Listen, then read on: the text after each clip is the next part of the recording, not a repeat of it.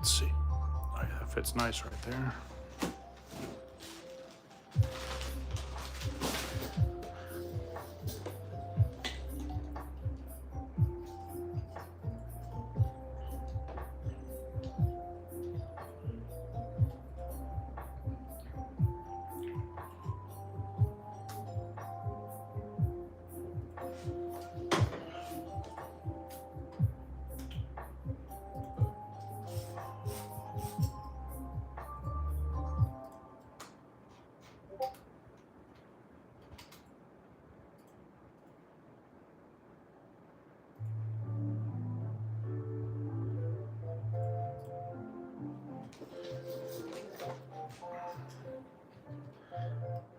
The background of my old phone. Yeah, a little bit.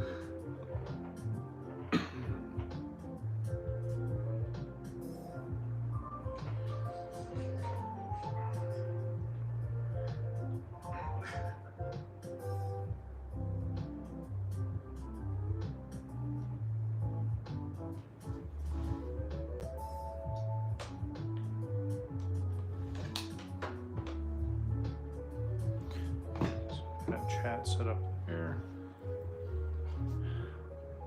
Hello, hello, hello, hello, hello, hello.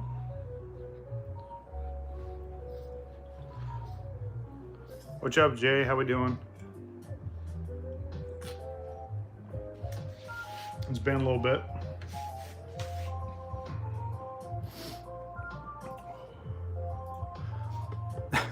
Well, hello, Alex.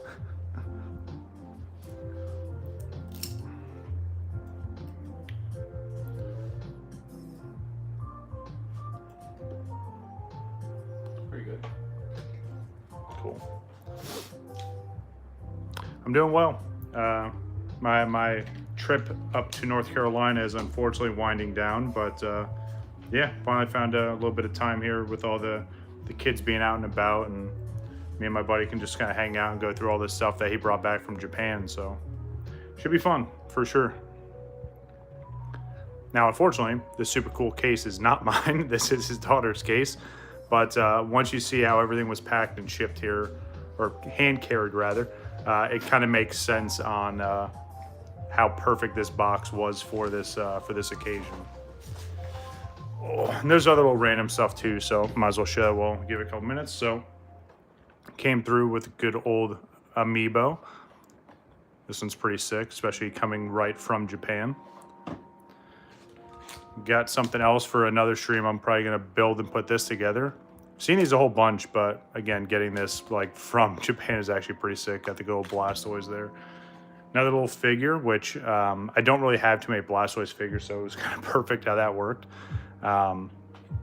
And then last but definitely not least, which is probably gonna be one of the most challenging things, and this is gonna be a fun stream. I'll do it all separate. I'll probably do it with the blocks, but it's this thing called paper theater. Now, it's got this image here, and it's actually just a bunch of different layers, as you can see there on the back, which creates that awesome image. It is all like little paper inserts, and you have to use tweezers and glue, as you can see, to piece all those little spots together. We're currently working on one with Alex's daughter. This is the one we're working on.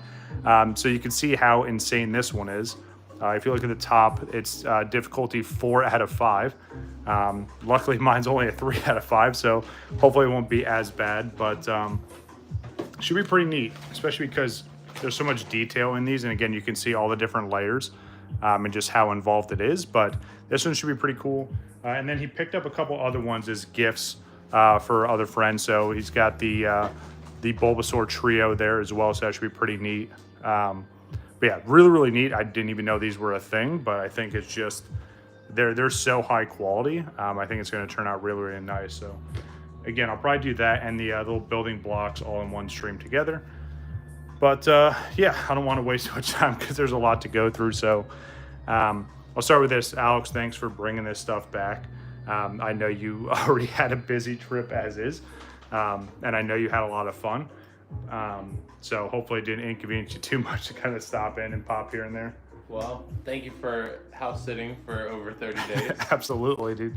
Can't complain. I'm glad I found a way to bring them back. I was scared for putting them in the luggage, so the box worked out perfectly. Hell yeah.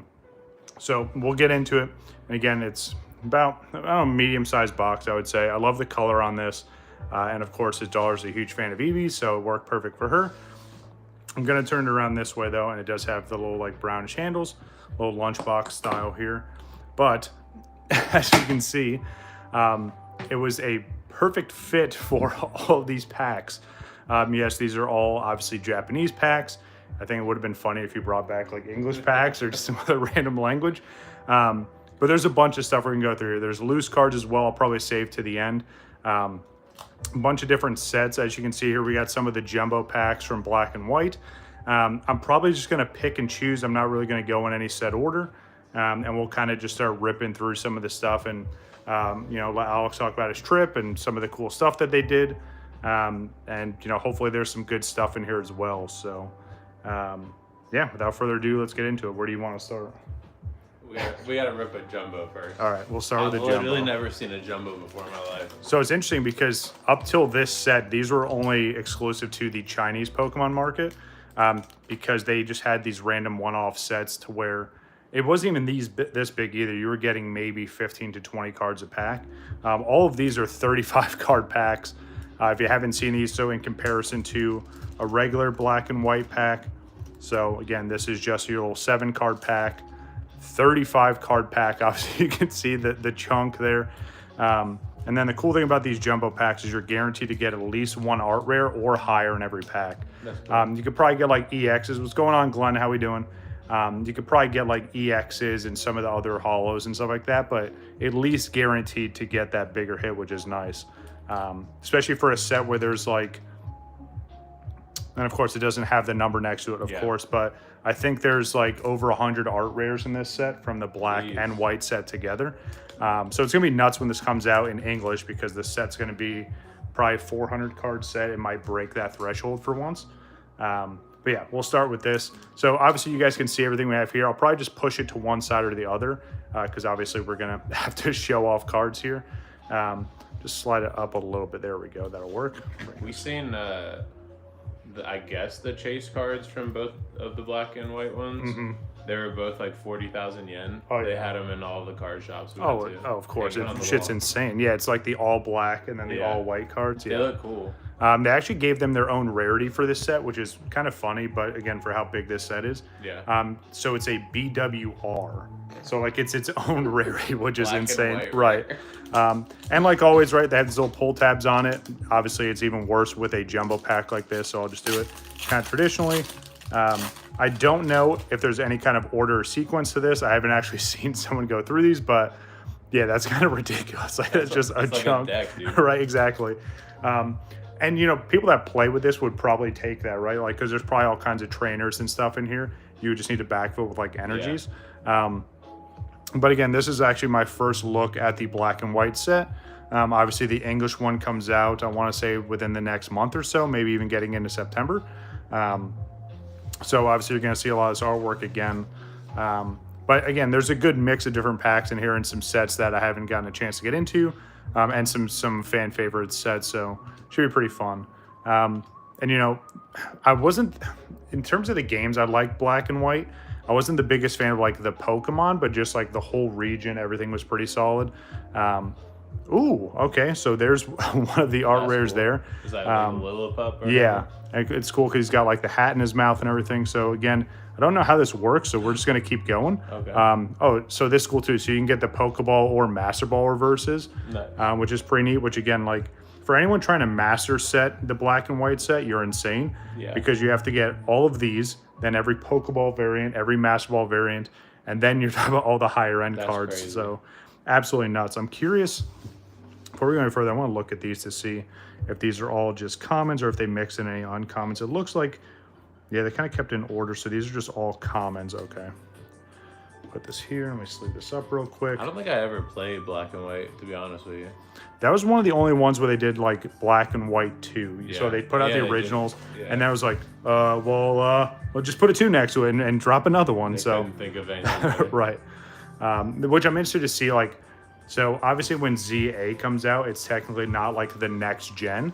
But I'm just curious to see like what Gen 10 is actually going to be named. And just like, again, what the region is, all the starters and stuff like that. Yeah. Hopefully they get a banger, bro. Because Scarlet and Violet was kind of lukewarm. Especially from the game perspective, and all the issues they had with it. I think ZA should be interesting because they're going off of the Legend engine, if you will, right? Yeah. Like now it's its own separate thing. And I feel like there's very minimal flaws in Legends Arceus. And I liked how the game actually played compared to the regular. Yeah. Especially with the exploration and like all the data and information. So if they can kind of replicate that with the Legend series now, I think it'd be pretty interesting. Got this super pissed off squirrel. That's weird. That's just weird looking. Yep, so it looks like you got a decent amount of these Pokeball reverses, which is kind of sick. I was just about to say, I don't know if you get a Master Ball in here, but there's one. Let's go. Which looks absolutely sick, especially on that silverish background. And what I like about it, too, it bleeds all the way through the whole card artwork. So it actually, like, goes over the entire card. Oh, that's cool. And then they brought back this Hollow Rare pattern, if you will, is what they used when the black and white set came out, early 2000s, maybe even mid 2000s. And again, same thing, like the hollow runs all the way through the artwork. Like scan lines or something? Exactly. There's so many different variants. Right. Yeah. So let me slide these over. Obviously, as we get some of the higher end stuff, or like the Master Balls, I'll sleeve all those up. But again, we're going to be going through a lot here. I'll try and keep them, just for my own sanity, sorted by sets, because obviously we have a bunch of different sets. But yeah, this is something cool that they brought back. And it's so funny because they've gone from, nice, so there are EXs in here. They went from like the horizontal hollow pattern to the vertical, and then every gen does something different with the hollows. I really like the like rainbow ones they had. What was they called? It was the hyper rares? Well, no, it was like they looked like paintings. Like they just came out, I think like 3 or 4 sets ago. I don't know. It was like a different type of hollow, and I haven't seen it. Oh, you maybe the Amazing Rares? I think. Where it looks like it is like graffiti almost? Yeah. Very minimal. I think there's 7 or 8 different ones. But I really like those too, because again, it was something unique. And they only ran it, I think Vivid Voltage was the English set that did it. Oh yeah, it was Vivid Voltage. And then they did it again with one of the shiny sets. But yeah, it's something that they didn't really carry on, which is unfortunate. Yeah. So as this pack keeps getting crazier, so obviously it showed off this Bouffalon. There's a secret rare behind this. Just happened to pull it up a little bit and I saw the SR. So these jumbo packs are ridiculous because obviously I don't know like what's guaranteed, what's not outside the art rare. But let's take a look and see what this secret rare is. Ooh, nice. That's so funny. That's literally the dude from regular show. That's absolutely hilarious. But yeah, and you know, me and Alex were talking about this before.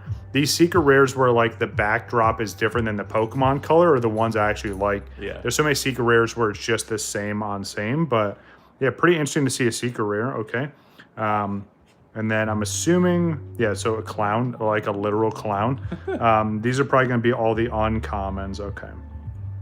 So obviously with these jumbos, I'm not going to even attempt to try and do a pack trick because I'm going to get lost and I'm going to end up revealing something. But this just shows like the full gambit of what you can get in one of these packs. Now in terms of like pricing compared to like the regular packs, was it like drastically different? No, I think it was like maybe like 2,000 yen, so like $14. Yeah, that's not bad at all. And the regular packs were what? I think the regular packs were less than 500. Okay. I think that they came out to like either 180 or like 220 at the Pokemon store. Okay. They were like 180 at the convenience stores. They were super cheap. Right. So, and that's the one thing that we miss out here in the States is like being able to go to like a legitimate convenience store and pick up packs. Like that was something that we used to do all the time when we were kids. And then it's just something that unfortunately dropped off. But it's cool to just have that experience to be like, especially I know the Pokemon centers, the ones that you try to go to, were just swamped all the time, which is, it's kind of expected, but it's unfortunate. And obviously there's no point. And for context, like Alex went over there with his family on vacation. So it's not like it was just him or they went with a couple people. So, you know, he's with 4 other people trying to do all these events and stuff. So, and I told him a whole bunch. I was like, I don't want you to just waste your time standing in lines to try and get shit, you know? So the first Pokemon Center we went, there was like 50 people in line. And it was like anxiety, and I was like, yeah, I'm good. And the next one we went to in Tokyo was it was probably like 25 people in line, and they were limiting it to 2 per person. Okay. But since there was 5 of us, I rolled up and was like, I will take 10 of each. That's so and sick. the dude would like looked at me, and I guess the jumbos you can only do 1 of each. Mm-hmm. And he's like, you want the jumbos too? And I was like, put them on, bro. So Just put them in the bag. That's awesome. All right, so I think what we'll do is we'll keep going with some of the black and white stuff. We'll do some of the regular packs, and then we'll just cycle through some of the jumbos as we go along. We're getting 2 different pack arts for this. Technically, it's 2 different sets. I can't remember the damn name of the set. It's gonna drive me nuts because I know again it's like a shared set, but they did like something for both the black. Oh my goodness, Japanese Pokemon TCG. So do they have 2 different set numbers, or? Yeah, so like for instance, like so this is SV1W and the other one's probably B. Okay. Which so is the weird. Jumbos are all part of one set then? That's interesting. Actually that's a good point, yeah, because they didn't do any other. Did you see any other jumbos? They might have been sold out. Yeah, that's actually a good point. They had a bunch that were sold out. Like the Eevees, I think, were sold out at Pokemon. Right. So the Japanese, the black set is called Black Bolt, and then you have White Flare. Okay. So, again, I mean, they just put something kind of, classy on top of it, but it's all built within that black and white universe. But yeah, I'm curious now. I'm gonna have to look it up too to see if they did. I'm assuming they did jumbos for both. I mean, it wouldn't really That's make the sense white if they one, right? didn't. Yeah. Okay. And then Black Bolt. All right, so this is cards from the black set, and again, you can see on the bottom it says SV. Oh, I'm sorry, that actually is 11B, so this is the 11th set, so that's SV 11B. So let's see what we got here. Again, regular kind of pack, and again, these are 7 cards, so there probably is some kind of trick to this, but we're just gonna go through them. Nice Pokeball reverse there. Again, I don't know what's guaranteed, what's not in here. You get a holo in here, so that's pretty cool. Again, you see in the little classic black and white holo in here. Then you get your uncommons, so you could probably take 2 off the back if we want to do a trick there. I'm just gonna, these are all black and white. I can sort all these. At least I'll keep it organized this way, because otherwise it's gonna eat up way too much time. So many piles, yeah. Let's go over here. Yeah, pretty cool. And again, just so many different sets and a lot of obviously the more current stuff, right? Now, I'm assuming you saw some of like the older, not even like Sword and Shield, but like maybe even some of like the older packs, or was it more of just the modern stuff? They had a few older packs, but they were like super overpriced. Right. The more modern stuff was even overpriced, but to like a reasonable amount. Like the Eevee packs were like 1,000 for a pack, right? Yeah. But then like I was able to roll up to a convenience store and buy them for like 180. Right. So it's right. like, why buy them at those places that are reselling them? Right. Ooh, yeah, I got that one again. And that's the kind of crazy part too, where it's like you even sell the I guess the resale market even there is kind of all over the place. Yeah. But it's, again, I think there's, outside of like going to the Pokemon Center and like the major distributors, there's so many smaller shops over there. Yep. And I'm assuming they probably just go to the Pokemon store to get their stuff. Right. And obviously distribution there is probably a lot easier because it's all done in country, you know what I mean? But I definitely seen some sealed booster boxes of like every type. Right. Went to this place, it was like Nakona or Nakama Broadway, and it's basically just a shopping mall, and it's like 4 or 5 stories tall. Okay. And like that's where I got some of the black and white cards. Right. And dude, they had like 15 sealed booster like boxes. Oh my goodness, that's insane. I was just looking at them and I was like, dude, that's insane. Ooh. You got a secret rare on this one. Let's go. So, and again, I'm assuming behind whatever, if this Pokeball or Master Ball, there's the hit there. Just a little bit of a sneak peek. There is that secret rare there. So I'm interested to see which one it is. Again, and like usual, guys, especially with the newer sets, I don't look at the set list until I get my first crack at this. So it's all kind of unknown at this point. Dude, you know how insane that'd be? Especially for the black and whites. They're like, yeah, just throw a Raichu in Just there. a random Raichu. All right, so let's see which one it is. Ooh, It's okay. the clown, dude. So, you know, I was going to mention that, hey, you know, usually for secret rares, you're looking for full art trainers. Usually the males aren't as, you know, exciting, but it is kind of funny to see a full art clown. I like it. That's actually pretty sick, and it's full texture on there. Yeah, that actually looks nuts. So let me put this aside real quick, and then, of course, our two uncommons. Yeah, that's actually really, really sick. It's got a lot of color on it. Yeah, and that's what I like about a lot of the full art trainers now is they're just so vibrant and like some of the other cards look like they were just straight up screen grabs from the games. But yeah, absolutely amazing. Come on. It's cool how they do the textures with the outline for like the hair and the hat and stuff. So I actually have two full art trainers that came back as error cards on one of my submissions, and one of them was a texture shift. So like on some of the lines here, like you could see it was actually like off center just that little bit, which I mean, when I submitted it, I didn't notice it. I was like, all right, cool, whatever. And then it came back and I was like kind of surprised. I was like, wait, how is it an error? Yeah. Looking at like the high res pics, I was like, oh yeah, that's actually really messed up. And then the other one, I think, there was like insufficient ink, where like usually you see that on the backs of cards where it's a little bit lighter. But yeah, so nice couple secret rares early on. It'd be nice to see some of the higher end stuff, but with how many packs we have to open, not only just for black and white, but for these other sets, we're bound to see some other stuff.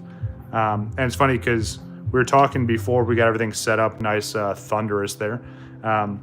There's a couple times, I don't know, maybe the last trip I was here, the trip prior, we opened up a bunch of 151 packs, and we bought them at, that was the time I was here for Collecticon, right? Yeah, we went to Collecticon. We bought basically the equivalent of the Mew box, but in loose packs. Right. And then we got 0 hits. It was dud after dud. It was pretty sad to see. Nice hollow super there. Depressing. But yeah, so far we're looking really good with these. But yeah, I remember that, and like we were getting towards the end, and we were like just finally starting to get some hits. But yeah, we went through so much of that, and just like, god damn, like, were you ever gonna catch a break? So right. what's up with Japanese cards not having the like QR codes? Is that not a thing? It's a great question. So no, it's not. Every once in a while they'll put a random insert in there for some other advertisement. Okay. But because I don't think there's a standalone Japanese like Pokemon TCG Online or like the what's the other terrible app that they have? Pokemon Pocket. Yeah, they don't. I don't think they have like a standalone Japanese variant. Okay. So that's why they don't put them in these. Interesting. And probably also why like production and cost is cheaper on these. Yo, what's going on, Matt? How we doing? Yeah, I think it's cheaper on that end because they don't have to put that little insert. But yeah, Matt. So we're finally going through everything that Alex brought back. So, but yeah, it is kind of weird because when I first got into like opening up more and more Japanese, yeah, I know, right, dude? It's ridiculous. I was kind of shocked by that too, and that's why like when I do a lot of the Japanese openings, I try to keep code cards off to the side. Yeah. And whether like I get them from my English openings or I buy. Ooh, so there's another art rare. So all right, cool. So where the reverses are, we can get art rares in that Who's spot. I don't remember. Oh, okay. It's a bug. I thought it was like a bird. I want to say it's not Venipede. It's, I don't know, some along the lines, but I like these art rares where like the Pokemon's very, very small. Venipede. I was thinking the same thing, but I wasn't 100% sure, Matt. But I like how it's just like more focused on the art itself. Yeah. And then the Pokemon just happens to exist there. So very, very nice. The so art rares are awesome. I'm assuming, right, like, I guess a God pack for this outside of getting like all art rares would be to get this, and then the next slot would be like a secret rare. Obviously we didn't get that in this case, but I'm assuming that would be like the ultimate hit to get out of these. Nice little red balloon. I'm reading chat. What's up, bro? Yeah, he's sitting next to me. We got the whole setup in the office. Yeah. We got them Pokemon cards out. All right. So you want to keep going with black and white, or you want to go into one of these other sets? And again, I mean, we have a lot of options here. I mean, I guess like it comes down to how do you want to deal with like maintaining them. Yeah. It might just be easier to rip through all the black and white. Yeah. But I think that makes sense. And what we'll do is we'll save all the jumbos. So there's, so those are jumbo packs. So we started off with one of them. I'll show you real quick. These are 35 card jumbo packs. It's the first time the Japanese Pokemon TCG has done it.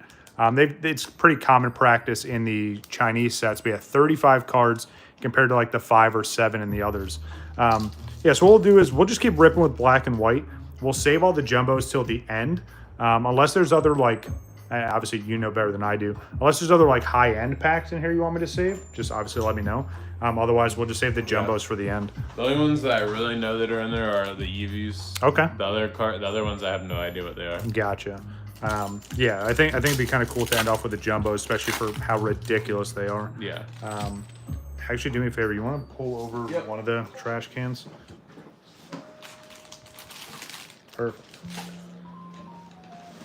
All right. He just throws all the Pokemon cards in the trash. You know, it's so funny because one of my other friends, which he may pop in stream or not, but he actually plays, and he gets upset when I was throwing away a lot of the energy cards because obviously I don't play, and you can only stockpile so many energies. But it's just one of those things where, like, obviously most, you know, like little hint behind the scenes. As I open packs and I show the code card, usually I throw the energy right behind it. Right. Just because, again, I mean, for someone that doesn't play, it's not like I can sell off the energies because they're almost worthless. What's going on, Wabbit? How we doing? But yeah, it's just one of those things. If I kept every energy card, I'd probably have a ridiculous amount. Yeah. Are there no energy in the Japanese? Nope. No, they're like, nope, figure it out on your own, dude. Go get your own. So do they have Japanese energy cards? They do. They just sell them differently. Right. Okay. Or like you'll get it with... So they don't do Elite Trainer Box on the Japanese side. Okay. They have another name for it, but in theory it's the same thing. That's where you get... I know, I forgot to put on Instagram, Wabbit. It was kind of, not, I won't say spur of the moment, but we found a little bit of a chance to do it, so that's why I didn't post on there. But yeah, so either in like pre-built decks or like I said, their equivalent to Elite Trainer Box is they have all the accessories and then they have like a 200 energy just stack. Oh my god. But that's usually, so as sets come out, that'll be one of the first items on the Japanese side outside the booster boxes you can get because of that reason, right? Like they want people to have energies to use and play with. But also you have to think like people that play, especially with Japanese cards, they're probably sitting on ridiculous amount of energies, you know what I mean? And I don't think it's like against the rules to use any energy, you know what I mean, whether it's English or not, but... Well, when I went into the one store, they had those like glass cases that are like taller than you that have like cards displayed. The one just had like all energy. That's crazy. I was like, they were just like every iteration, like the like hollow and like the weird looking ones. I was like, dude, there's so many energy in this case. Especially with the gold ones too, like that's insane. So we got good old Snivy there again, another Pokeball reverse. Let's see what's behind. All right, so we got a double rare here, which is funny because like on the English side for a long time, double rare, well, our equivalent to double rares were ultra rares. And then they try to do this sync where like, oh, you know, the Japanese variants and their rarities are going to match up with English, which it's still nuts. Yeah, I really like the Pokeball reverses. We also got a Master Ball reverse earlier, Matt. Again, slight difference there, but interesting to see what other ones we can get. But still on the Japanese side for these, right? They still go with double rare, even though we don't use that term on the English side. But let's see which one it is. Ooh, nice. Got what, like Cedril? The one thing I liked about EXs were, again, they're just literally popping out of the card. Yeah. And then you just have all the spam of all the other little stars and sparkles all over it. But, all right, nice. Another EX there. All right, cool. Some of the trainer cards too, and again, I don't know if it's this one specifically, but I know someone that lives in Japan, and when they do openings and stuff, they put all the trainer cards to the side because some of these, and just while I'm thinking about, like, that's probably like a $2 or $3 trainer card. Interesting. And a lot of people just don't think anything of it, especially if, you know, they don't use it in their deck. But most of the trainer cards are very playable, especially if that's like the current set. Yeah. So people are obviously trying to buy them up and get as much as they can get for a play set. They had so many ace spec cards. They look so cool. Yeah, those are nuts too. That it's like pink and it has all the different text all over it. Yeah, those are really, really neat. I like those. I think I've pulled a good amount on the English side and few on the Japanese side. Just a little simple Pidove just sit there on a stump. Chilling, dude. Oh, Ooh, all right, so a Master Ball. And that's why I kind of try to peek on some of Yeah. these, because especially with that, right? Like you literally see half the Master Ball right there. It is a Psychic type, so endless possibilities of Drowsy. who it could be. Drowsy would be sick. Let's see which one it is. Ooh. I don't even know who that is. I want to say it's Mashurna. It's weird because it's like that sleeping Yeah. like cloud Pokemon. But yeah, very, very nice. Second Master Ball. And again, the Master Ball goes all the way through the whole entire artwork, which is nuts. My favorite ones that I have in Master Ball, I have the Japanese 151 Dragonite and Raichu, of course. But Those are good ones it's to have. absolutely insane. Yeah, so I have that one, the Pokeball version of both. But yeah, those are the only ones that like I really Nugget likes. Yeah, absolutely. But yeah, it's kind of neat to see some of these regular holo there. But again, I think that's such cool art though. it's a lot going on in that artwork for sure. So there's Thundurus, Landorus, and Tornadus. I want to say this is Landorus. I mean, that would probably make the most sense. Target has a foot tall Squirtle figure. That's amazing. That's one thing I don't really have is a lot of like figurines or plushies or anything like that. So like, Matt, some of the other stuff I showed off earlier, let me sleeve up this Master Ball real quick. Alex brought some other nice, neat little gifts as well. So like, got one of these here. It's called Paper Theater. So this whole image is all like layers and layers of different little paper cutouts. And obviously you see all the little small parts here. So that should be fun to put together. And then we got a little Blastoise figure. Again, these things are so cool because again, you don't see this anywhere else, right? And it's funny because Tomy, this brand has done Pokemon like figures for forever. Yeah. They did a lot of the original ones, and even before like the original Pokemon TCG came out, they had a bunch of just Pokemon figurines. And then we got the I'm trying to think of the actual. Well, I mean it's Kawada, but it's obviously not Legos, but you see where I'm going with like the Blastoise on this one. Oh, Nano Blocks, duh. It's right there on the back. But yeah, that should be pretty sick for sure.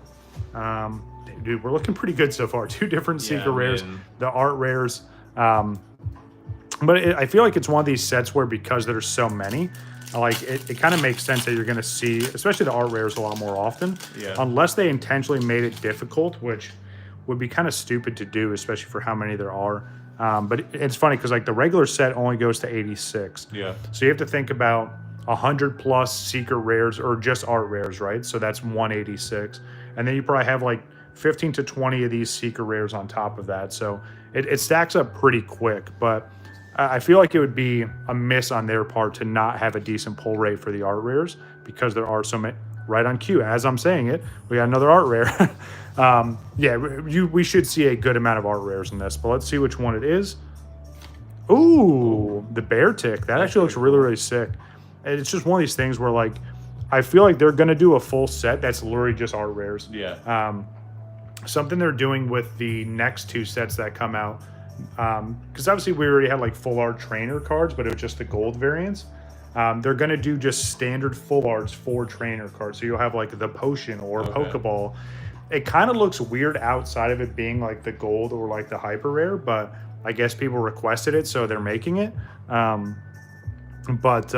Yeah, I feel like in theory we're going to have sets where like every card is going to be a full art to some capacity. And then you're just going to have people that have decks that are just complete full arts. They should do a set that's every 9 is a picture.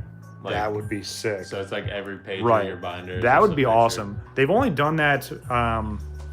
They did it with Crown Zenith, right? Where they had like it was like the wooded background. You had Pikachu and some of the other ones. We've seen that in Japan. I almost bought it. It was like the one that you pieced together. Yep, it's so sick. But it would be cool to see more of those, especially because again, it's for binder purposes, or even if you put it on a plaque or something. Like it'd be neat to just have all that together. But if they did the original 151 like that, oof. Yeah, that would be amazing. I'd be getting it. It's something to think about too, right? So obviously we had, the 151 set in this generation, but next year is the 30th anniversary for Pokemon. So ideally we're going to get something featured with either like the base set again. Yeah. They may do some of the like Neo sets, right? Because that's the other big generation from Pokemon. But yeah, 30th anniversary is coming up very quick. I'm interested to see. Ooh, nice. I'm interested to see what they end up actually doing for the 30th the unfortunate part that I already know ahead of time is it's all going to be there's not going to be booster boxes or anything like that. It's just going to be like elite trainer boxes, maybe some of the other just random promotional stuff. Yeah, right. It's an Right, finally got one. What the fuck? It's true. There are energies. But because they don't really do,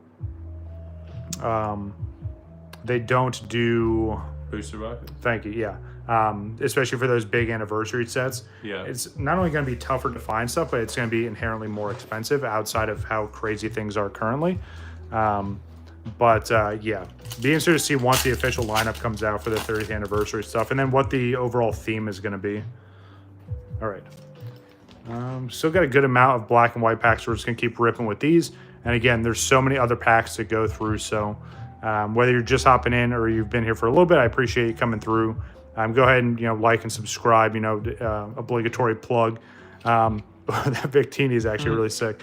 There's actually a huge print line right there. So if you look right next to this Pokeball, gotta love good old print lines there. It's something that you don't usually see on the Japanese side, because I say this all the time, but like their card quality and their quality control is so much better compared to how English has been lately.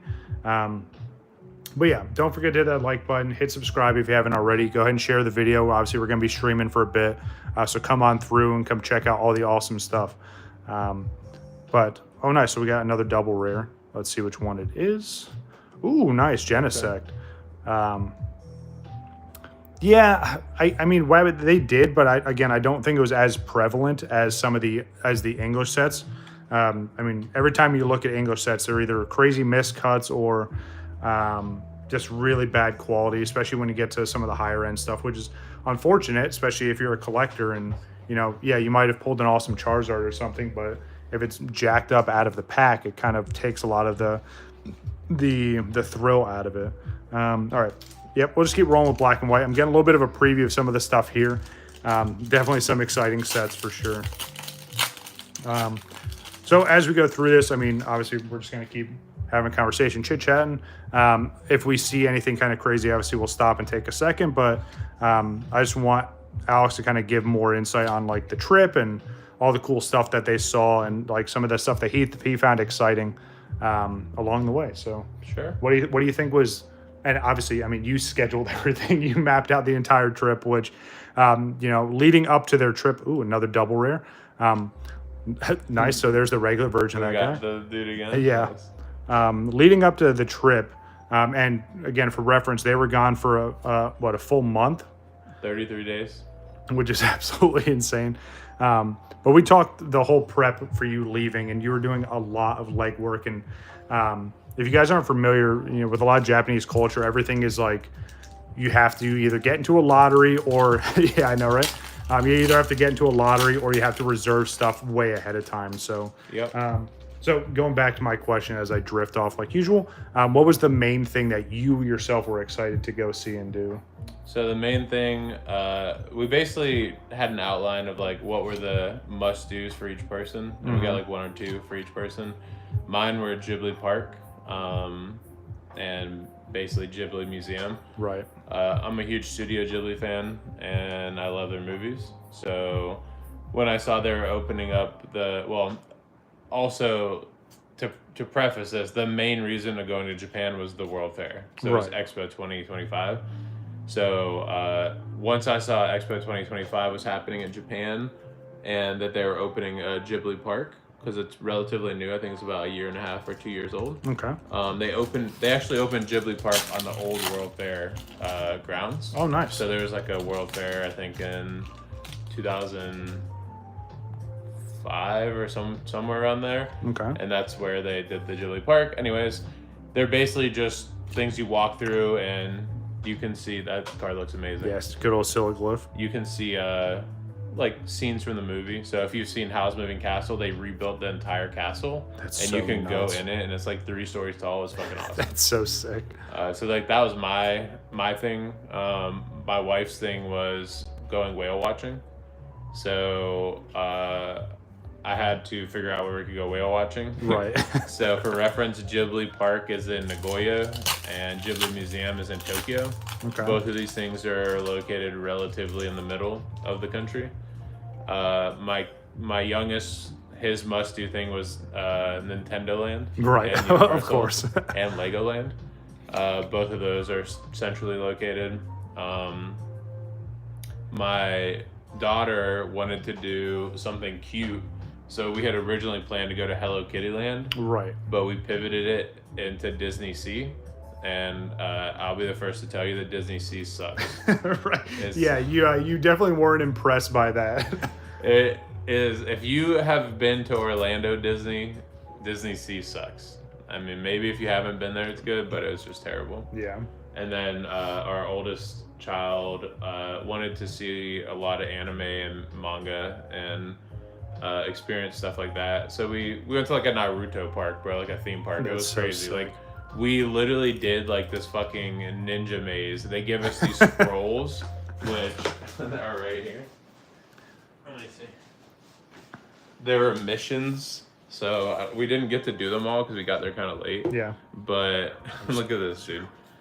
Like, they give you this scroll. You can open it up and do it over the thing. But it's like literally a scroll, and if you know that's so sick. Oh yeah, if you know Naruto, you that's basically so sick. I didn't know this, but we had to get these are stamps Right after we figured out the fucking oh my goodness ninjutsu move. And that's like insane. we're going through this like 5-story wooden puzzle. Like we're like climbing and sliding and squeezing and like my goodness. we're trying to do all these moves with our hands to open doors. It was like insane. Dude, that's awesome. I like that a lot. We're also running out of time, so we're up against the clock. Like they closed. It was like an escape room. Yes, exactly. But they closed like an hour after we got there. My goodness. So we're like rushing and trying to get through. It was crazy. That's so cool though. Yeah. And a lot of the other stuff, like Alex was showing me some of the other what I would call like passport stamps, right? Where like you would go to all the different areas, or like if you were a kid in like the 90s and 2000s, right? You go to Disney, you get those, right? Yeah. Alex has a passport book. Very similar kind of process, but like all the different shrines that they went to and all these huge stamps, which again, you know, most people think of a stamp something kind of small. The detail and design in all those stamps were just absolutely insane. But yeah, that's so nuts, dude. Just like, all right, so ninja parkour and figure out the verbiage. It was so much fun. It was crazy though. Cause like they had these like cameras you had to do the moves to open the doors, or else you're stuck. That's nuts. It was funny. But yeah, I mean, we spent months leading up to the trip planning this stuff out. Yeah. And whale watching ended up being all the way north in Hokkaido, which is very, very far away from everything. And we just were like, screw it, dude. We're gonna just go from Nagasaki to Hokkaido. So we landed all the way south on the main islands and drove to Osaka. Took trains from Osaka to Kyoto, Nagoya, Tokyo, and then we flew from Tokyo to Hokkaido, and we drove all the way around there. That's so cool. It was a lot of fun. Yeah, from the way you explain everything, and obviously, you know, we have a Discord set up, and he's just posting pictures for us and our friend group, and it was just so many absolutely amazing bits of scenery, and like you talking about driving over there, which was definitely an experience for sure. But again, like I think you did it the right way, especially the amount of time you allotted. Yeah. I don't think, number one, you could have even done half of that stuff in half the amount of time. No. But also, again, bringing the whole family over there and everyone wanting to do their own thing is such a good way to do it. But definitely an experience for sure. Hokkaido is a dream place for, sushi, seafood for sure. But it's one of those things where, like, as we talked about you going over there, it was a lot of like the same mindset I had, where it's like, all right, start here, kind of trickle your way around. You know, like you have to have a plan. Unfortunately, that's definitely not a place in the world where you just land and just we'll figure it out. Like I know people do that, but it's got to be very difficult. Right? For anything that is an attraction or requires payment, you basically have to pay in advance. Unless it's like a smaller thing that isn't posted about online. Okay. Once something's posted about by a content creator, it's constantly sold out. It's so fucking annoying. It's unfortunate. It's just like this stuff here, right? As soon as someone hypes it up, it's like, cool, now we're paying double or triple the price. Yeah. Hokkaido is also beer, because Sapporo is there. Right. It's like one of the biggest beer places in the world, by the way, which is interesting. I learned that when we were there. Right. I obviously don't drink beer. So. Right. I'm not big into beer either. So. But Matt would definitely be in love with Hokkaido. That's awesome. All right, quick sidetrack, but I'm pretty sure there's an art rare behind this. I just pulled up a little bit and saw a little bit of a border. So let's see. Let's take a look and see which one we got. Hopefully, with what we have, right, if we can get lucky enough and not pull duplicates, it'd be sick. But I wouldn't mind duplicates, especially for a brand new set like this. But let's take a look.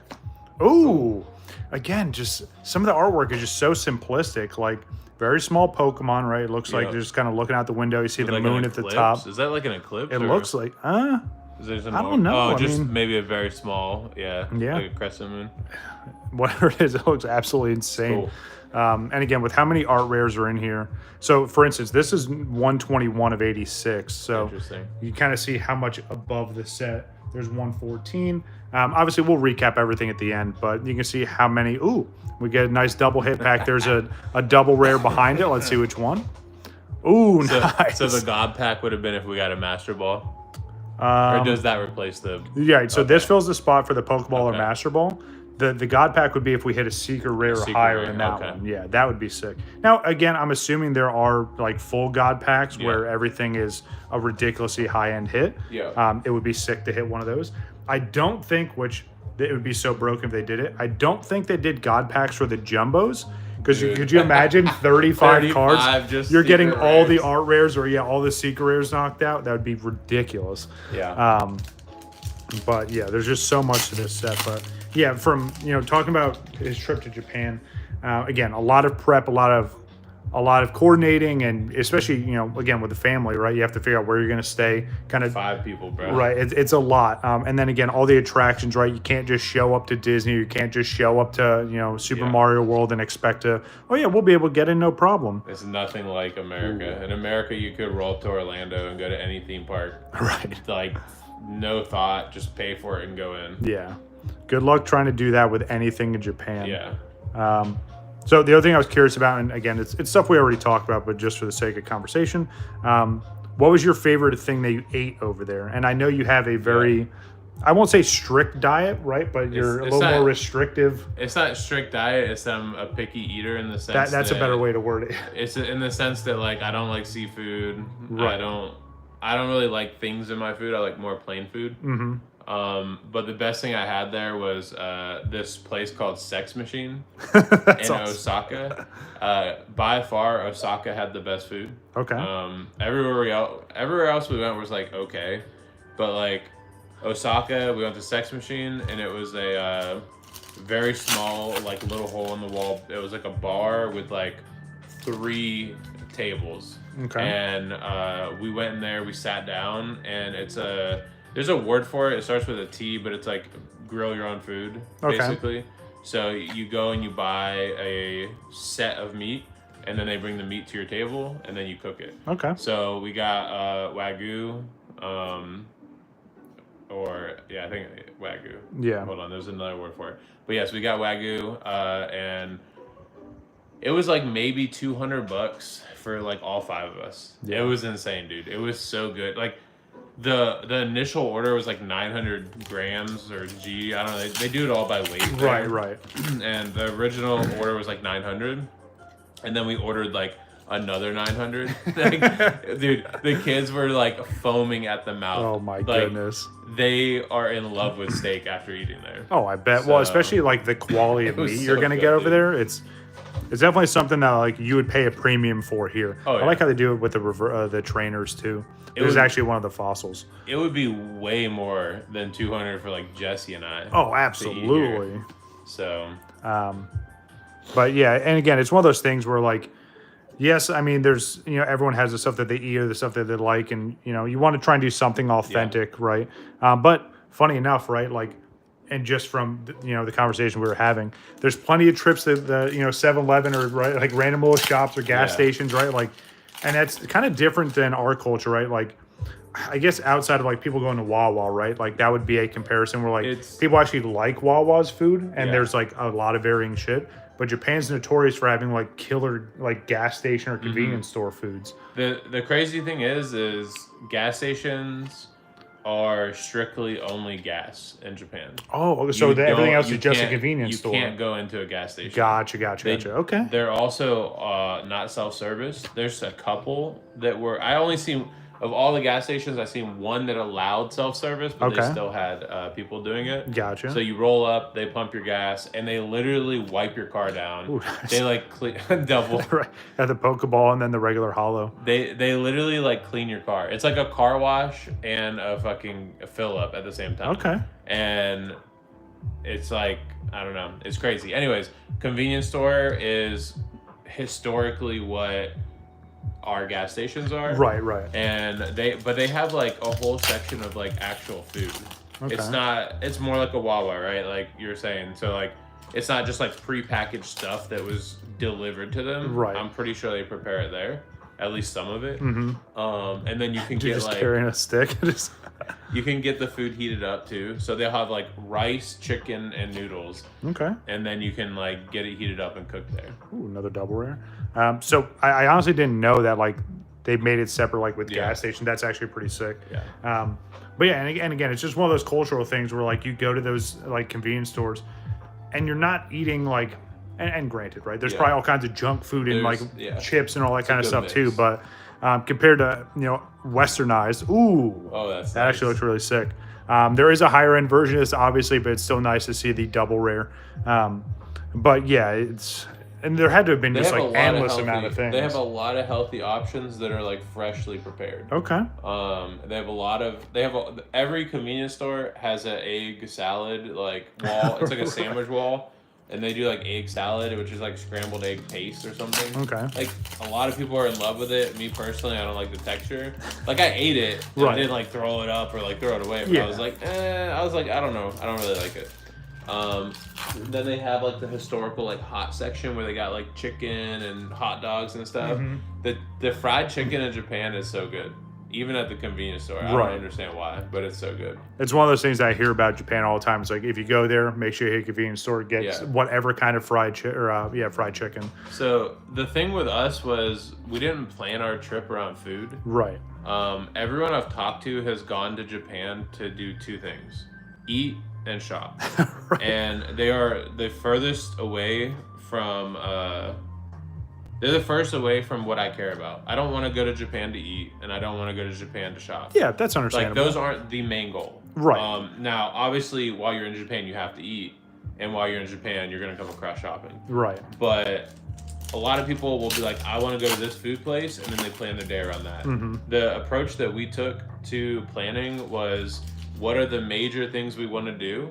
Okay. And we would pick the day for that. So let's say, like, while we're in Tokyo, we want to go to Shibuya and experience the culture of Shibuya, see the crossing, do a couple things in that area. Mm-hmm. So we would just pick the couple things, put them on our calendar and our map, and then while we're there, we just stumble into the food. Right. Like wherever the food might be is where we go. Yeah.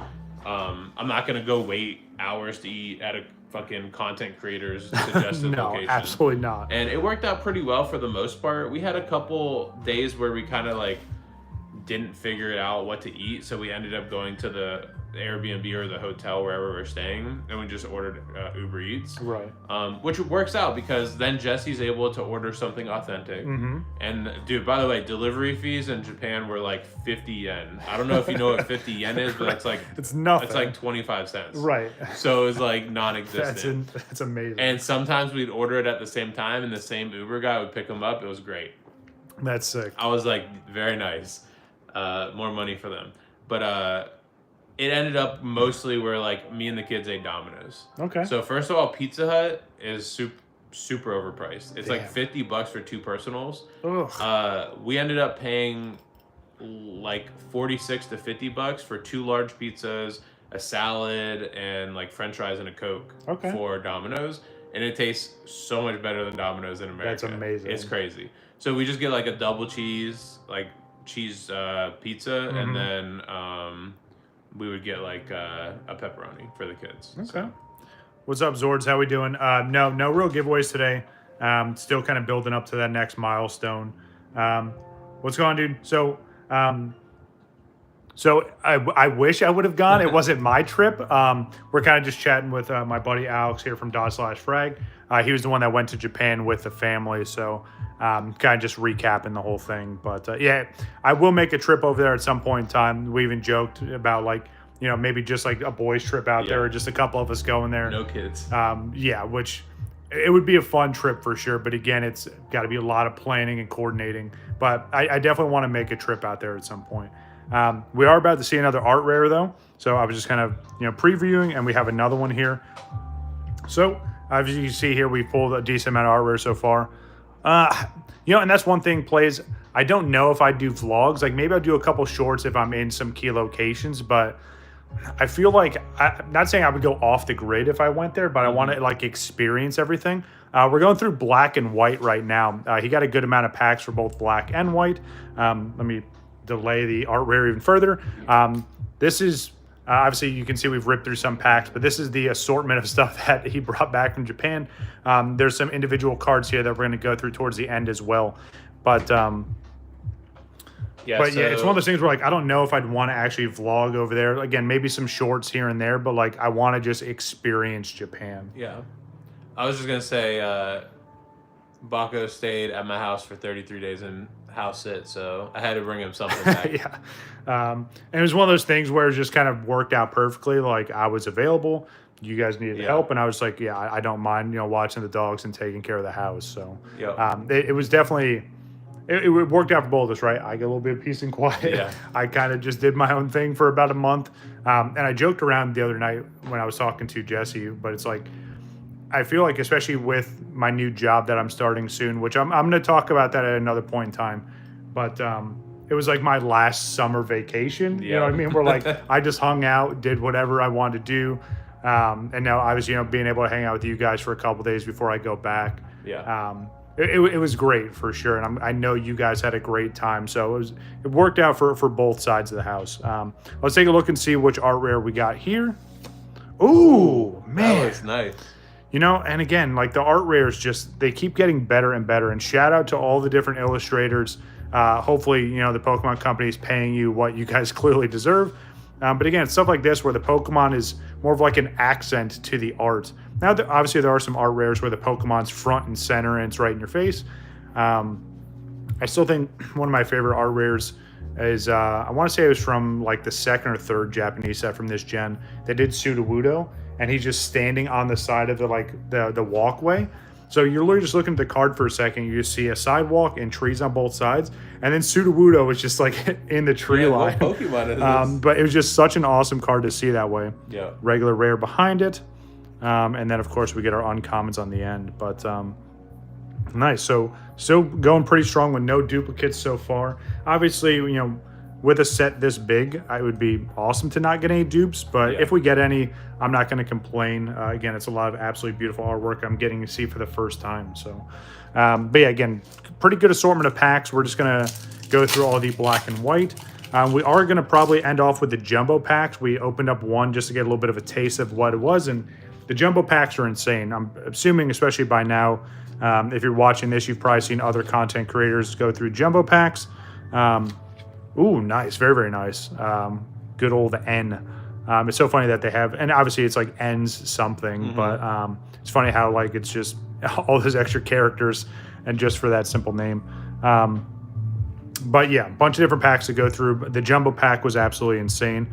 Nice, got a double rare on this one. Ooh, all right. So as I'm talking about dupes, there we go. Finally got a dupe. Got a nice Excedrill there. But yeah, again, this is kind of my first take on the black and white set. And again, there's a bunch of good variety of sets in here. And now, and I guess a little bit of a spoiler, but you did say there's like mystery packs in here too, right? Yeah, there's a couple of them. So that should be pretty fun. I don't know why I sleeved that up. I didn't sleeve any of the other ones, but oh well. And that was one thing that, and again, like there's a content creator on YouTube. His name's Hungry Cabagon. Probably butchered that one, so sorry, dude. I doubt you're going to see this anyway. But majority of his content is like Japanese mystery packs. Nice. Obviously, he keeps up with the current sets as he can get them, but he's a guy that lives in Japan. And very similar to like what we were talking about, where like he'll just go to a convenience store, he'll get whatever the pack limit you can get, and then he just shops around to 2 or 3 different places. let's guess, yearly salary. Yeah, hopefully those people are making well over that. I mean, that's a good salary, but that'd be kind of sick. But yeah, so he just goes to a couple different shops in his neighborhood, and they always have some really cool mystery packs, whether it's like 500 yen or 300 yen. Every once in a while, he'll get like a stack of 1,000 yen ones. And it's just cool to see all the different variants that he has. But it's something that's a lot more common in that kind of culture, where I feel like if people are doing mystery packs here in the States, unless like it's $30 or $40, so you're like, okay, there's some good value there, it's probably just gonna be a bunch of garbage. And I've opened up a bunch of mystery packs on this channel, but most of them weren't, another art rare, most of them weren't that great compared to like some of the Japanese ones I've seen, which is just, I don't know. I think it's just the way that the shops conduct it. When I see a mystery pack in Walmart, I'm like, this is a scam. Right. Yeah. No, that's completely fair. Dude. Yeah. Especially when it's through like those third parties like that. If you go to a mom and pop shop and they have a mystery pack, it'd be different. And depending on price, I might buy one or two just to show support and try my luck. But yeah, I used to do a bunch of mystery packs early on the channel. And then again, they just kind of dried up or they were just getting too expensive. And again, I know there's content creators that they'll literally go on eBay and be like, oh, here's a different mystery pack. And they buy it and, you know, they go through the whole rigmarole. But, all right, let's see what art rare we got here. Ooh. Wow. Again, like they all just look absolutely amazing. Again, nice, bright and vibrant. The huge sun in the backdrop. You got the dude with the pompadour and his like huge haircut. That actually looks really, really sick. All right, we got a regular rare behind it. Very, very nice Haxorus. And again, all these holos, it's that good old black and white style holo. And dude, this Pokemon's name is so ridiculous. So there's like, it's like Runerigus. And then there's like, oh my goodness, there's so many like weird cell related names for this guy, and all of his evolutions are just like overly complicated. I don't know why I just went on that tangent. But like, every time I see that, I'm just like, it kind of breaks my brain for a minute. It got you again, bro. It strikes again. But yeah, a lot of really nice art rares. No dupes in the art rares so far. I'll gladly take that. But again, you know, if you're popping in for just a couple of minutes, you can hang out for the whole stream. We got a good variety of stuff to get through. So I will be heading back home this weekend, unfortunately. It's been a great trip, but I have to start work this coming Monday. And I want to give myself a little bit of downtime to kind of get settled back in and to get into that mindset. But I'm trying to coordinate, and obviously Alex and I are going to figure it out, but there is a Collecticon coming to North Carolina again, which I went to one of the previous ones.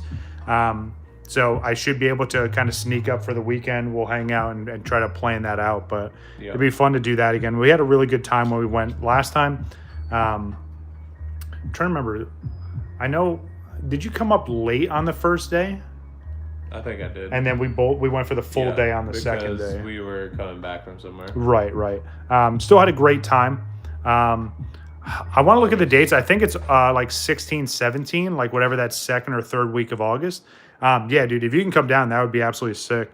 Obviously, I mean, we'll try and clear up details in Discord, but yeah, it's definitely something I want to figure out, especially, you know, with the availability for it being on a weekend. August 9 and 10. It's 9 and 10? Yeah. Okay. Which is a Saturday and Sunday. Yeah. So that'd be something that, like, I honestly, I wouldn't even care. Like, even if I got a later flight on Friday, you know, hang out that night, and then we go to the shows for the weekend, to be sick. But yeah, so that'll be the next time I'm up in this area. But yeah, I always have a great time coming up here. Obviously, you know, we've been friends for a long time. The kids are great. I like just hanging out and just being around. And hey, if we're going here, we're doing this trip, well, I'm hopping in the van and we're rolling to go do whatever. So, plus all the food that we eat up here is always great. We had some really awesome pizza last night, which is so funny. Every time we talk about this, I can't not think about how Prez like shit on that pizza place. Yeah. Even though it's great pizza. Yeah. My problem with him is I don't know. Like, I can see how the pizza would be bad if you didn't get it cooked fresh, and you just got a slice, which is what I think he did. Mm-hmm. But if you get that pizza fresh, it's cooked just out of the oven, and you're like, oh yeah, this is worse than Chuck E. Cheese. You have brain damage. Right. It's insane for sure. Like, I think the problem is not everything he reviews, but I think low key a lot of what he reviews are like paid placements. Gotcha. Like, I don't know. Like, Yeah, that's I could my get that. assumption. Right. Because he'll go to a restaurant that's like, we don't want you here, and then he'll give him a 0 because they threw him out. Right. But then he'll go to one that looks like absolute shit and give him like an 8. Right. And I'm like, and he has a very unique, like, whatever his favorite his is. specific taste. I feel like that's a very niche. And again, like, he tastes all the different pizzas and shit, but like, and again, like, even like we go to City, like the wings are always killer there. You know what I mean? So like, we went to. Not this trip, but last trip we went to, what was it, like the sit down like sushi place or like the Japanese Mr. food? Tokyo. Yeah, that was amazing. So a lot of great stuff in the area. I think we got another art rare on this one. Dude, but again, I always enjoy coming up here and I always look forward to these trips. So obviously this won't be the last time coming here. All right, let's check out what art rare it is. Got some good Korean barbecue. Nice, dude. That's sick. All right, let's see which one we got. Ooh. Okay. And again, no dupes. No dupes. And again, it's another one where like the Pokemon isn't the focus, like the artwork is. And then they just kind of, it's like, there's a guy on Instagram that takes like old paintings from like Goodwill or any of that. And adds a Pokemon. Right. Or he'll do that, or he'll add like Bob's Burgers characters in it. But that's what, every time I see these, it's just like they made the artwork first and then they dropped the Pokemon like, in it. Okay, where do we put the Pokemon? Right. All right. Regular rare behind it. Very, very nice little chandelier. Very, very sick. Speaking of Mr. Tokyo, real quick, we wanted to try to experience as much of authentic Japan as we could. Right. So we found this place where it was like an old condominium that this family owned, and like I'm talking about like they barely had power. It was pretty like people would probably say ghetto, but for what they were trying to do, it was more like in tune with nature. Okay. So it was like, hey, don't like waste your water, don't waste your electricity, type of situation. But this family owns it and runs it, and they do like the option where you can go and eat with them. So like the wife and the daughter cooked the entire meal. Awesome. It was fucking delicious. And we did like a round table, like they put all the dishes on the table and they're like, all right, take what you want, and then everybody spins it. That's so cool. And like we sat down and just like talked to them and kind of just like talked through like, you know, why we're in Japan and just different outlooks on life. Right. Anyways, we're sitting there and he's like, so Alex, what kind of Japanese food have you eaten before you came here? And I was like, oh man, that's easy. I love hibachi, dude. I love rice and steak. And he looks at me and he's like, what is hibachi? He's like, that's not Japanese. That's and amazing. That was the moment I knew I was fucked, dude. Because literally nowhere had just rice and steak, like plain. Other than the barbecue place we went, because you cook your own steak. Right. But it was like... That's so funny. I guess hibachi is like an Americanized Japanese. Right. It's that culture shock. We were like, oh, I thought he would be like excited. Like, oh yeah, that's so great. And you're just like, what? It was like, rip. That's hilarious, dude. It was funny as fuck. Because like we go to Mr. Tokyo, I love eating the steak and rice there. It's like, I love it. That's so funny. But apparently that's just not a thing. Right. I like that idea though. Like you said, like you get that round table. It's like, all right, take a little bit. Everyone kind of shares it. And again, like staying there, right? It's not like you just got an Airbnb with a list of rules. It's like, all right, do this, don't do that. Like you got to share that experience with that family. I think that's absolutely amazing. And it's one of those things that, I mean, we've talked about a whole bunch already, but like, it's something that the kids are going to look back on, like, man, we got to do this trip. And, you know, they're going to have those specific memories. Obviously, you and Jesse are going to have memories of not only experience it with the kids, but those own individual things that you really, really enjoyed. Man, Thunderous just keeps popping up. But yeah, everything you said just sounds like it was an absolutely insane trip. So I'm glad you got the chance to go. I'm very excited to see and help you plan out whatever your next trip's going to be. We were kind of talking about that earlier, but I do like your thought process behind, like, you know, having an experience like that. It's awesome. And obviously if you were to go again, obviously kind of plan a little bit differently or kind of remap it. But like, when you make those family trips, you want to go somewhere different every time. Like, and I'm all for it too, right? Like that kind of experience, it's something that, again, if you went, obviously it's going to be a different style trip, but going with the whole family, it's like just travel and go somewhere fresh and get that experience. I really like, you know, that thought behind that. No shade on Florida. I grew up there. I spent 16 years of my life there, but I have family members who exclusively only go on vacation in Florida. Yep. And I'm like, oh, what we got? Nice EX, very nice double rare. I'm just like, I don't understand the thought of like, hey, I grew up in this place. Let me just go back there for a week and just sit here for a week and do nothing. Yeah. Like, I get it if you like beaches. Just go to a new beach. Don't go to the same beach. Right. Don't go to fucking Anna Maria Island every fucking year, dude. Who cares about Anna Maria Island? Like, Yeah. Go to like the Caribbean. Go to like the West Coast. Go to a different beach, bro. Like that's all I gotta say. Florida is a very big state. Go to a different beach in Florida at the very least. Right, and there's so much another art rare. There's so much Florida has to offer, but yeah, like you said, there's people that are notorious for just being like, and I get, I mean, unless you own property there or something, or like your family's lived there their entire lives, yeah, you're gonna go back there, but like, don't just stay there. Like, go somewhere amongst there. And I mean, I've lived and moved around Florida so much, right? I've lived further south. I lived right outside of Orlando. I spent a lot of time up in Jacksonville area for all the military stuff I've done. But even in all the midst of that, like, you want to find something unique or something fresh for that. But like, with that kind of big family trip, absolutely, just go somewhere different. Like, like we go visit Jesse's sister every year, but it's like we're visiting family. Right. We're not like, hey, let's take a trip to some fucking random Airbnb in a town that we grew up in. Like, I don't understand that thought. Like, I'd rather throw a dart and be like, boom, oh, random fucking state, and just go there. Right. You know, and experience it. That's something I always want to do, is like get to a point where, like, even if it's a weekend trip, right, just go to the airport and be like, hey, what's the next flight? Yes, dude. And just hop in and just figure it out when you get there, right? Obviously, in the States, you can manage that. Obviously, don't do that international. You'll probably end up in either some terrible places or you'll be sleeping on the street for the night. But I've always liked that concept of, like, get that fresh experience. So many people in our own country don't ever leave. They don't ever leave their where own they're state. born, bro. Right. And I say it because, like, my family's notorious for having family that, like, they've lived in the same area for forever, which, hey, I love it. I wish I could do that kind of thing. But I also appreciate that I've been to more countries than states. But I also want to experience more states and just go and figure out our own country. Let's check out this artwork real quick. But let's see what we got. Ooh. Okay, that's cool. Good old Cabalion. Is he standing on like the earth, or is that what is that? Yeah, it's just standing on like a little piece of I don't know, like maybe a hill or something. I thought like this was like a giant earth, but yeah, it looks like a hill. Okay. I see what you're saying. Yeah, that's actually really sick. Man, these art rares just keep getting better and better. There's so many of them, bro. Another rare, and we get his regular hollow right behind it. That's absolutely sick. There's the evolved form of the other guy we pulled earlier, but yeah, dude, and that's one of those things where, like, just if you have the chance, right? You know, especially as, you know, people are adults and they. Why am I sleeving up the most random stuff? Sorry. You know, if you get the chance, don't just spend your vacation doing the same thing you do all the time.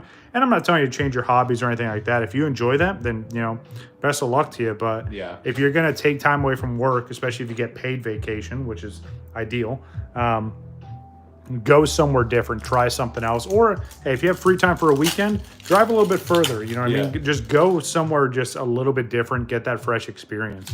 I'm all for that for sure. And I think that's one thing I felt super lucky with being in the military, and something I want to continue even when I'm after, is try and make those trips, whether it's international or not, but just go somewhere that I haven't been. Try something local to that area, get a fresh experience. Myself, I'm not the biggest with souvenirs, even though I need to force myself to. But I like what you guys do, right? Even the simplicity of a magnet or something that's just like, you're not going to forget that place, and you can. Your fridge, which again, even the secondary fridge, just loaded with magnets. But like, I know every time you guys look at it, you remember that one thing. Bro wants to buy more weird Italian Pokemon cards. Yeah, I'm all for that too, right? That'd be my souvenir. I just get a pack from some random country. But yeah, you can glance at the fridge or any of your, you know, any of the other areas you have that stuff, and you remember that trip. And even if it was here in the States, right? Like, I know you've made some trips up to New Jersey or just traveled around. And you just have those memories. So I think that's awesome. Yeah, like my brother wanted to go on a family vacation not too long ago. And of all places, we picked Kentucky. Like, I've never been to Kentucky. There's nothing in Kentucky particularly that stuck out to me, but he was going to like St. Louis for a football game or something. And near it in Kentucky was Mammoth Cave, which is like the largest cave system and caves in the fucking world, or in America. So we went there, and dude, it was crazy, bro. Oh, I bet. Like, standing in those caves, dude, you're just like, you feel so small, and you're like, this is underground, bro. Yeah. So I think, and then let me just quick almost glance. there. This might be the last regular black and white pack. Yeah, I think that's it. Obviously, there's a bunch of jumbos, but again, we're gonna save the jumbos for the end. But last regular black and white pack. Can we get an art rare? Be sick. Art rare, secret rare, and that's the thing too, right? Like normal booster boxes, if you pull an art rare, right, like that's usually the big hit of the box. Yeah. So I like just getting just random packs, right? Even myself, like if I order stuff online, I'll try and buy from a couple different vendors, right? So, it may just be from one box or you guys a pile of them, but like that, just that randomness and you guys see, like, even when I open up booster boxes, I like shuffling around. So it's a random experience, but let's see how we do with this last pack here. And again, we still have jumbos to go through a little bit later. Ooh, no art rare, but another cool common or another cool Pokeball reverse. Oh, all right. So we got a double rare, right? So we still got a hit out of this. Let's see which one it is. Ooh, nice. It's nice. So we got Zekrom and the Reshiram. Very, very nice. Obviously, there's way higher end hits than both of these, but that artwork looks absolutely sick. So definitely don't mind that at all. And then a couple uncommons. All right. So, and again, just for reference, we do have 1, 2, 3 of these jumbo packs. I can't wait to go through these. But like 130 cards. Yeah. 35 each. Yeah, so like 140. Yeah, absolutely insane in 4 packs. All right, I'm starting to see some other stuff that we'll kind of put off to the end. So this little slot here is the next one we're going to pull from. We're just going to start. Obviously, you guys can see it's a bunch of random packs, but kind of have a rough idea of what we're going to go through next. Actually, I'm going to grab these up here. So a little small stack here. I think I remember you telling me about these here. Yeah. Some pretty cool packs here. Obviously, nice little Team Rocket pack there. We get some battle partners, get some Heat Wave Arena here. And then these, I don't remember. I mean, obviously, we got some Diamond and Pearl stuff. I don't remember the set names, though. But we're just going to go with these, and we'll just keep rolling from there. Let's get it. Now, the real challenge is, especially out of these single packs, right, just getting one hit or a hit out of these here. With these regular packs, just because these are only 5 cards, you can kind of do the one to the front. Yeah. And it should work that way. Where are you going to put them? If we get a hit, I'll put it on the table. Everything else, I'll just kind of put to the side. I like this whole layout right now. And we still have some more black and white to go through. So this is S10P. So this is the Pearl set for this one. Let's see what we got. Maybe a potential hit behind this. And nothing. I mean, it is a trainer card, so maybe there's some value there, but it looks like a Mickey Mouse Pokeball. It does, all right. The mouse. Next, obviously, big hits from this set are all the legendary dogs in their exaggerated forms. These are all the ancient forms for these, which I thought was pretty neat when they did that. When they introduced like the ancient and future cards, some were really, really neat, and others were absolute duds. I like seeing this one because that looks like the Iron Giant. Yeah. And then every time I see this, I also think of Fallout. Like there was a giant robot in one of the Fallout games that was literally just this. It's such a weird. What the fuck is that, duck? It's the Galarian variant of Diglett. So this is it's Wiglet. Okay, yeah, I see it. It's super weird. Yeah, I remember that little... Nice little, was it Tortwig? Yeah, I think so. That's the other challenge too, is trying to remember names, right? Yeah, the water version of Diglett, yeah. I'm so bad at it, and again, it's just one of those things. I've done this for forever, but just seeing the text breaks my brain. Yeah. So like, obviously I know that's Noctowl, but there's some other cards like I've seen the Pokemon 1,000 times. I can never remember its damn name. You blank out. And then you get some snacks there. Bro. Nice. All right, next. So these are fun. Obviously, you get some of the potential trainer cards there. I'm trying to not necessarily stockpile these next couple sets, but because there's some of my more favorite sets in this generation, at least on the Japanese side, I want to kind of hold on to a good amount of packs. So between Battle Partners and Journey Together, or no, sorry, that's the English. I literally just said the English and Japanese name of the same set. So Battle Partners, Heat Wave Arena, and of course Team Rocket. I'm going to try and stockpile, so if we do some bigger openings, we go through that. All right. It's pretty cool. Again, they started reintroducing a lot of the trainer Pokemon back into it. Lily and her... The ring, dude. Yeah, no, absolutely insane. Okay. Larvitar, yeah, whatever. Good old Larvitar. I like the kind of backdrop on that one also. And then that one's actually pretty sick. Nothing crazy, but just, again, just all the bright colors on that one. All right. Next, good old Heatwave Arena. Obviously, the big hit card in this one is either Cynthia's Garchomp, or you can get that Ho-Oh, which, again, pulling them out of a single pack would be absolutely insane, but hey, there's always a chance, right? There's a chance. Can you imagine, like, you got the one pack that, like, no one pulled anything out of the whole box and it's just sitting in here? It's the God pack. I like that one. It's got a little bit of like a 3D effect, or like a screen grab from the game. Oh, Missy's Lapras, okay. absolutely amazing. And then we get Ethan. I want to say his name's Ian or Ethan. I think it's Ethan. Oh, the trainer. Yeah. Yeah, I don't know who the fuck. And then we get Missy's Star Me. Yeah. Yeah, the art rares for these sets are absolutely amazing. Like, I like every set, right? It shouldn't be something I have to say. Like, the art rares are obviously amazing, but trying to clean up some of the other ones I don't have. Unfortunately, I don't have the mini binder here with me, which is where I database a lot of the art rares and some of the other secret rares I keep. But well, there's one of Cynthia's cards, not the high-end one we're looking for. Good old Magikarp there, absolutely amazing. I want to say it's Yanma, maybe. I know it evolves into like Yan Mega. It's just a giant dragonfly. I have no idea who that is. Ooh, okay, so we got an EX. Not bad, not bad. Again, talk about getting random hits out of these packs. I'll gladly take that. All right, good old Team Rocket. You guys know how I feel about this set. Obviously, I'm a big fan of Team Rocket, but I thought this set was a bit of a letdown. But again, because the Japanese version of this set is actually called Team Rocket, I'm going to work on completing it. The English set, Destined Rivals, I haven't even opened up any of the English set, just because either I haven't found it or I just don't have the desire to, but I'll get some eventually. All right, good old Giovanni's Meowth, which that's what it should have been called, but it's called Team Rocket's Meowth, which, yeah, again. Anyway, let's keep rolling. Ugh. The last thing I wanted to see in this entire opening is a Rotom. Yeah, why is a Rotom in it? You guys know how I feel about Rotoms. Number one, it has nothing to do with Team Rocket. Two, Rotom is the dumbest character design or of any Pokemon ever. It's lazy. Like, this is the washing Rotom. Like, they really just put its stupid face on a washing machine and they're like, oh, here we go. That's innovative. Sorry to the illustrator. It's not you. It's the company. Ooh. Oh, shit. Ooh. Oh. Nice art rare. Very, very nice. We got the Blaziken art rare again out of one single Team Rocket pack. It's the only That's absolutely sick. That's the only one? It's the only That's one, sick. Absolutely beautiful. And again, I did mention that there's some nice cards in here, but Blaziken doesn't go with Team Rocket. Like, this card should have went with the Heatwave Arena set that came out right before it.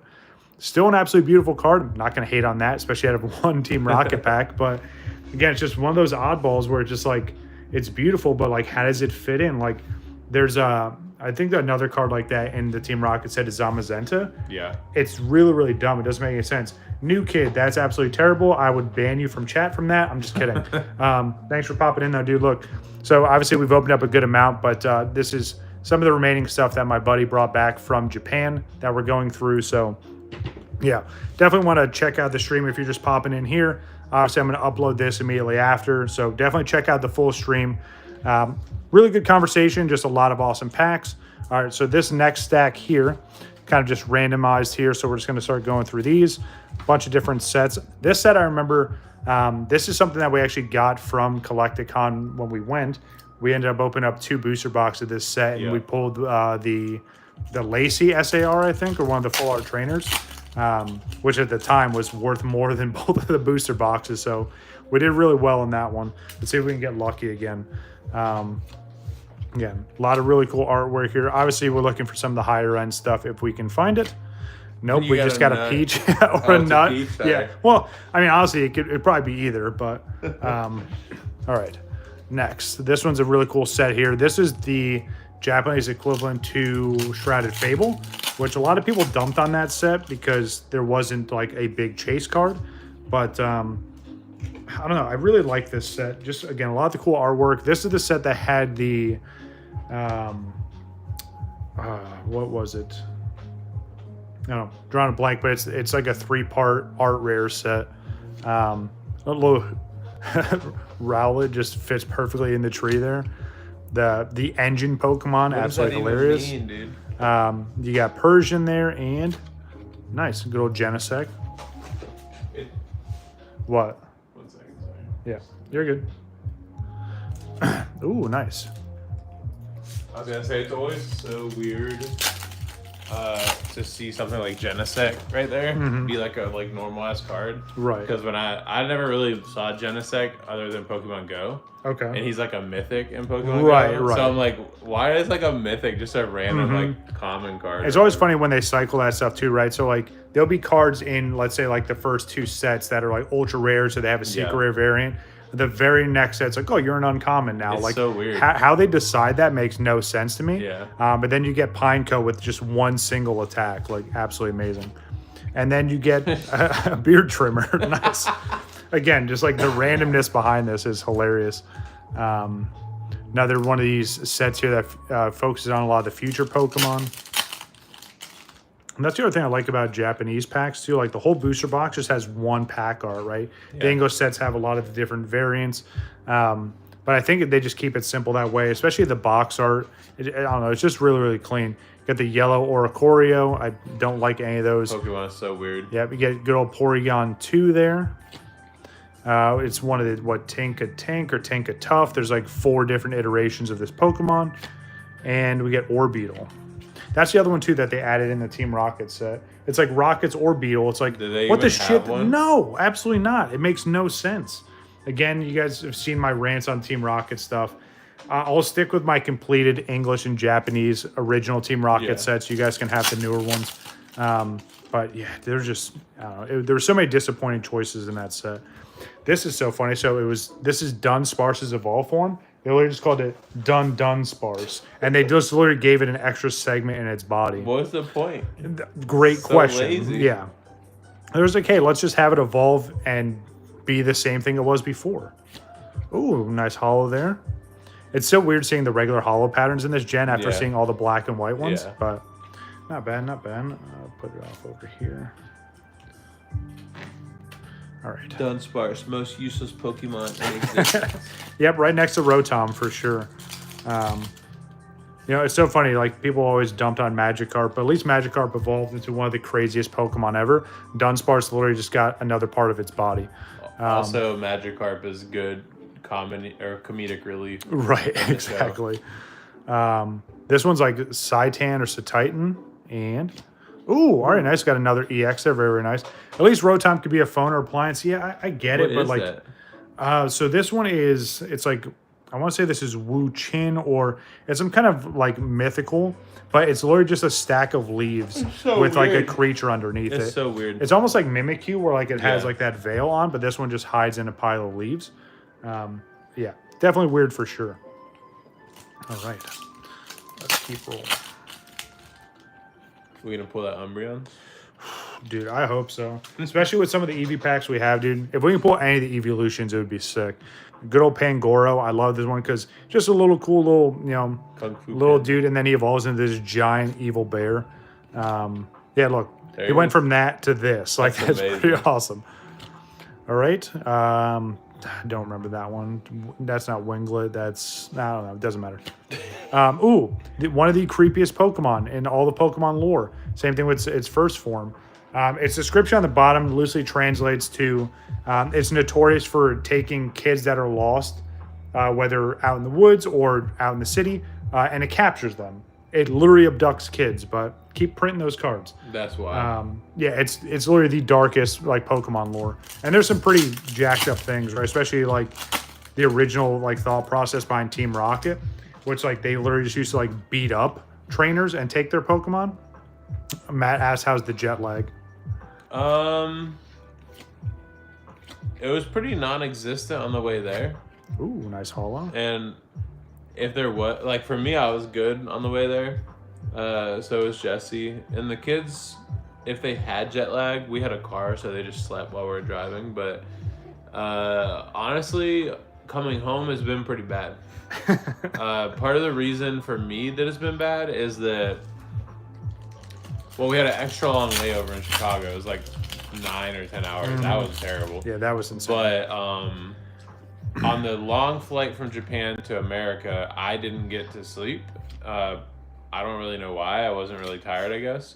And then when we got to Chicago, they all slept, so I was like, well, I guess I'll just sit here so that nobody comes and fucks with us. So, like, they slept for a very long time, and then I was like, all right, I'll sleep on the plane from Chicago to Greensboro or whatever. And whenever we sat down, Phoenix talked the entire flight, so I didn't get to sleep. So it was pretty fucked up, dude. I slept a good bit yesterday. I'm kind of exhausted today. Nice. One of the old taboos. Another weird set. The kids, dude, Flynn fell asleep sitting at his desk yesterday. Oh, yeah. And then Lincoln and Jesse slept until 3:30. Like, it was crazy, bro. They're all fucked up. Definitely going to take a bit of adjusting. Yeah, the jet lag is demolishing them right now. Another good old battle partners. Yeah, he saw the pick in Discord. Yeah. That shit's funny. So, I have to mention this, even though this is really, really dumb. You want to know the name of this card? Joe Rogan's no, shake. it's not. It's not Alpha Brain. Oh, sorry. It's ends PP up. Woo! Yeah, how this wasn't a banned card or at least a renamed card. Pokemon power, bro. Right, but it's literally PP up, but it's ends PP up. So ends PP, yeah, bro. I'll probably grade it just for the hell of it. Just get a meme out of it. I like this one because it's like that hacky sack kind of design, like it's crocheted.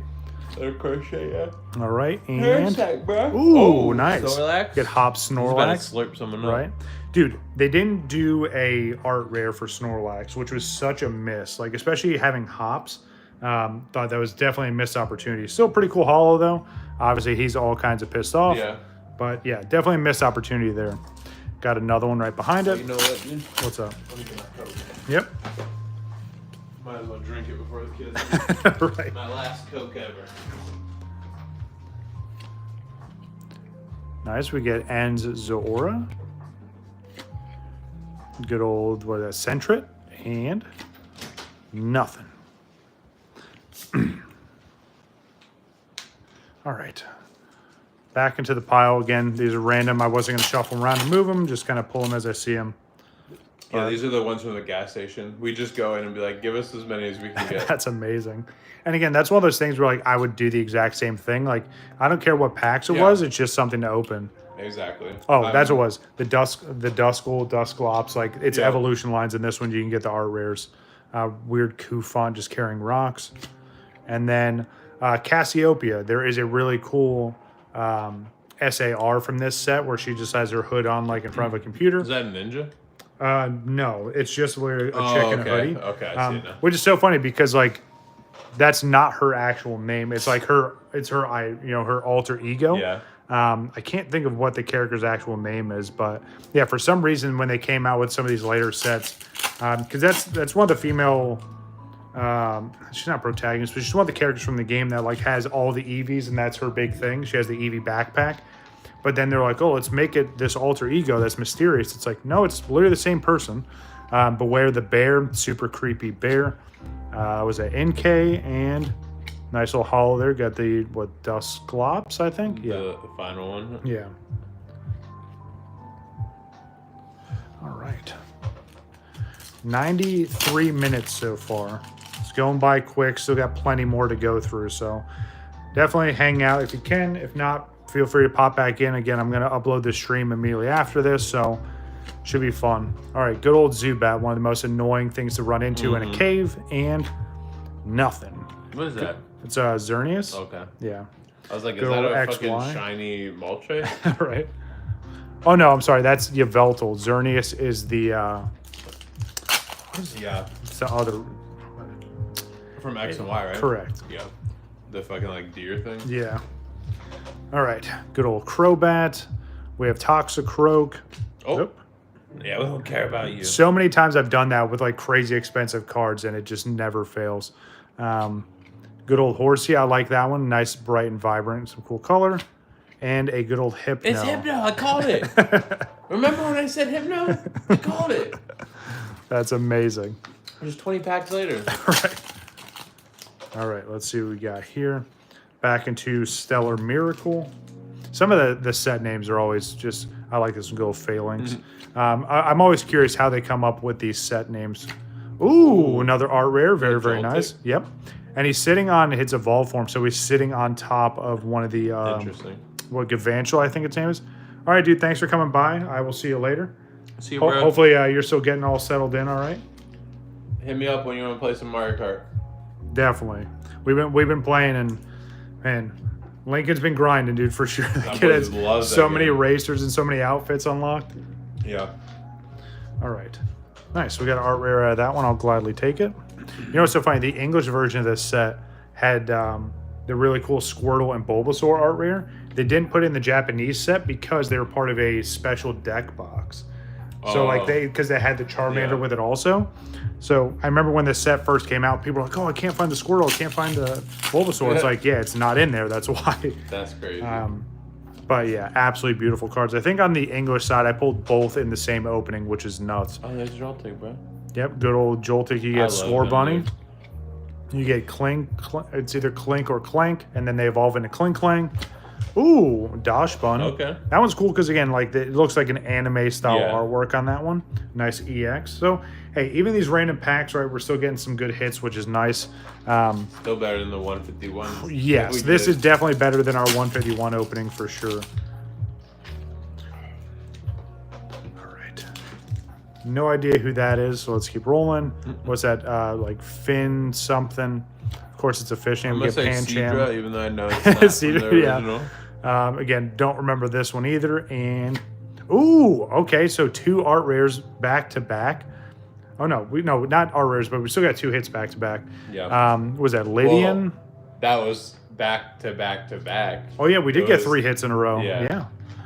Love seeing these art rares. I have a whole other stack of them that like it was stuff I was gonna grade and then I put off to the side for another pile. Yeah. But yeah, art rares are really nice, especially most of them on the Japanese side are fairly affordable. So they're really, really cool to collect. The English variants, I mean, some of them are, a couple bucks each. Some of them are like 20 or 30 bucks each. So if you just appreciate the artwork, try and get the Japanese ones. I know the Chinese market's trying to catch up, but yeah, art rares, they're definitely not going anywhere, especially as we get closer and closer to the actual next gen. Just big old screaming Barracuda. I'm interested to see what other, styles of cards that they do. How right? long have we been on fucking Sword and Shield or whatever that So is? Scarlet Violet's coming up. Violet. It's coming up on its 4th year. So they usually do 3 to 4 year iterations. But with the new game coming out, it kind of throws that off. Do the cards go with the games? Okay. Yeah. So usually when a new game comes out, that's when they trickle in the new TCG. But with ZA coming out, at least from my understanding, right, the new cards that are going to come out, they're doing a series, right? Yeah. It's not a brand new set. It's not a new generation. They're doing a series. It'll be like special because that game. Right, and they're going to involve all the mega evolutions to the EXs. So in theory, it follows right behind Scarlet Violet because there's still going to be EXs in these sets. But the big focus is the mega evolutions, which I never really liked. There's never been a cool mega evolution. Oh, the big ass ones that take up the whole fucking arena, dude. No, so not those ones. So those ones were the that was in Sword, dude. They were so big, bro. Yeah, what the hell were they called? Because I know in the cards they were like V's, V Maxes. Yeah. But yes, in the game it was absolutely insane. Why am I trying to? It's like Dynamax. Dynamax. Yeah. Yep. Dynamax and Gigantamax. Yes, those were absolutely ridiculous for sure. Okay, so Mega Evolution was like when they had that like wristband on, or was that something else? I'm trying to remember in the game where. So Mega Evolutions came in like X and Y. Well, I mean they've cycled through a bunch, but before Scarlet Violet, it was in X and Y. Okay. But I feel like the bracelet was a thing for that. Evolution. Ooh, another beautiful art rare, dude. Dude, these ones are slapping, dude. Thank you, Family Mart. Absolutely, dude. And again, that's why just picking up random packs pays off sometimes. Absolutely beautiful. You know what's so funny? I had this graded, and I literally just sold this and shipped it like right before you guys came back. That's wild. Absolutely beautiful card. I think I got the Gem Mint 10 on it. We got another one. Maybe I'll try and grade it and get the Pristine. But yeah, still getting art rares in these randoms. I love it. All right. So Mega Evolution was a Mega Stone. Okay. Given to the Pokemon. What the hell was the bracelet? Yeah, the bracelet. Was that Sun and Moon? I think it was. Okay. Because I played Sun and Moon more than I did X and Y. Gotcha. And that's what I was remembering. Ooh. A hollow, but still pretty cool. We got Magmortar. That's cool. Yeah, and Sun and Moon were like, I liked the game, I liked the region, but because they didn't have like traditional like gyms and you're doing all those weird trials, it kind of threw me off. Yeah. And then Sword and Shield I really liked, but obviously there's issues there. Scarlet Violet, the game was good, but the system behind it was a mess. So a lot of people just never even completed it. Yeah. Sun and Moon was Z moves. Gotcha. Pokemon would get a special Z move Gotcha, with their gotcha. wristband. Oh yeah, I remember that now because like Snorlax had that giant like crazy like belly flop. Yeah. I think there's something behind. Yep, we got something here. No idea what it is just yet, but that's obviously a different border. Hopefully it's a big one. Ooh, all right. So not anything crazy, but we get Belly Bolt. Okay. You know what's weird about this? There's like weird lore, and people are trying to figure out. So, you looking at this, right? Are the eyes up top, or are the eyes here? Wow. Right? It So it's broke like my brain when someone pointed that out. It's like to an me. orca, dude. Orcas have false eyes. Exactly. Okay. So either those are the false eyes, or those are the false eyes. Maybe that's just its nose. Yeah. But like, it just looks so weird because that's literally a smiley face, Yeah, and it's just like, It okay. looks like a ditto smiling without if you don't look at the eyes on All the right. top. So 2 more random packs here. We're gonna go with the Stellar Miracle, and then the next couple packs are gonna be very, very exciting. And then we're gonna lead off into the jumbos. I think before we do the jumbos, we're gonna look at the loose cards though. We'll kind of mix up. There we go. Straight creep Pokemon. Again, how that's still a thing, especially with all its lore. Nothing on that one. All right. Last random pack. We had some really good luck with these, dude. Oh, yeah. Like now, it's something I'm gonna keep in my head when I make my trip over there. Is like, all right, any random shop, Dude, hey, whatever your limit is, let me just get what I can Dude, get. the convenience stores didn't even care, bro. They were just giving us the rest of their stuff. That's amazing. And they were 180 yen, bro. That's $7 for 1,000, so like $1.50 maybe a pack. It's so insane, dude. And for them to just be like, yeah, whatever. Yeah, they're like, here you go. Because I mean, there's 5 of us. Like, Right. what are they gonna say? Like, oh, you can only get a pack. Right. All right. Good old Caterpie. Let's see if there's anything hiding behind him. Nope. Unfortunately not. All right. So next, and again, this is, I'd say probably the second most exciting thing. Obviously, I like all the battle partners and all the trainer sets, but you don't really see these, and I haven't opened these up in a while. But we do have a bunch of the Terra Fest EX packs. Even when I opened these up before, I only pulled 2 of the evolutions. Okay. I pulled one of the variants of Eevee, like because for some reason they gave it 2 SARs in that set. And of course, I pulled the one that was lesser. How much? Oh yeah, we got a little bit of time on that. And then the only other big hit I pulled was the Espeon. But yeah, if we can see, we're going for that black one, bro. dude, if we can see Umbreon here, Isn't that it would worth be a sick. shit ton of money? It's insane, yeah, especially graded. The English version is dipping a little bit, but it's still well over $1,000. It's funny. We My better buddy, fund our trip to Japan. right, with my it. buddy New Kid who popped in earlier, he pulled it.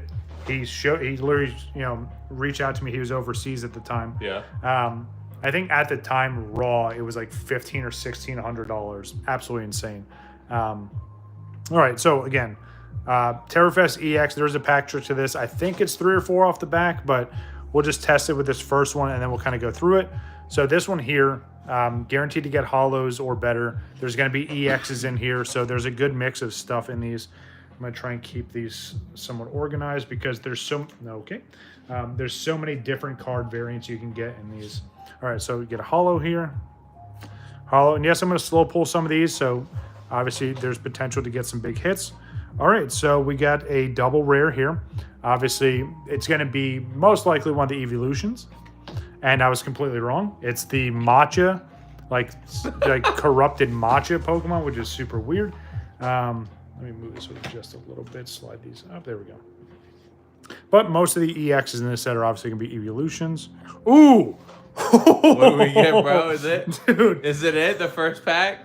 Bro, chill, dude. I have to Chill, keep bro. my mind in check because, number one, this is a massive set. Even with the SARs, there's some dud SARs. But that's what I saw. There's an SAR behind this in the very first one we're going to open. Bro. Oh, man. Hoping for a big one here. All right. We're going to see which SAR this is. And again, massive set. Obviously hoping for an Eevee, but let's see what it is in 3, 2, 1. Ooh, all right. It's a full art trainer, and it's the alt art version of this, so I will gladly take that. I saw the SAR and I got excited, but still, like, Was it? God damn, what the hell is her name? Someone in chat shouted out. Let me know. But yeah, so there's the regular floor, and then this is the alt art one. Jaden, yeah, this is Ninja Trick. Yeah. But still, all the texture on that's absolutely beautiful, nice. but still a great SAR to get for sure. And then, yeah, 4 uncommons. Good old Larry hanging out in the back, Lacey there too. Yeah, what a way to start with these for sure. Give myself a panic attack on the first big hit. Can't be upset about that. No, absolutely not.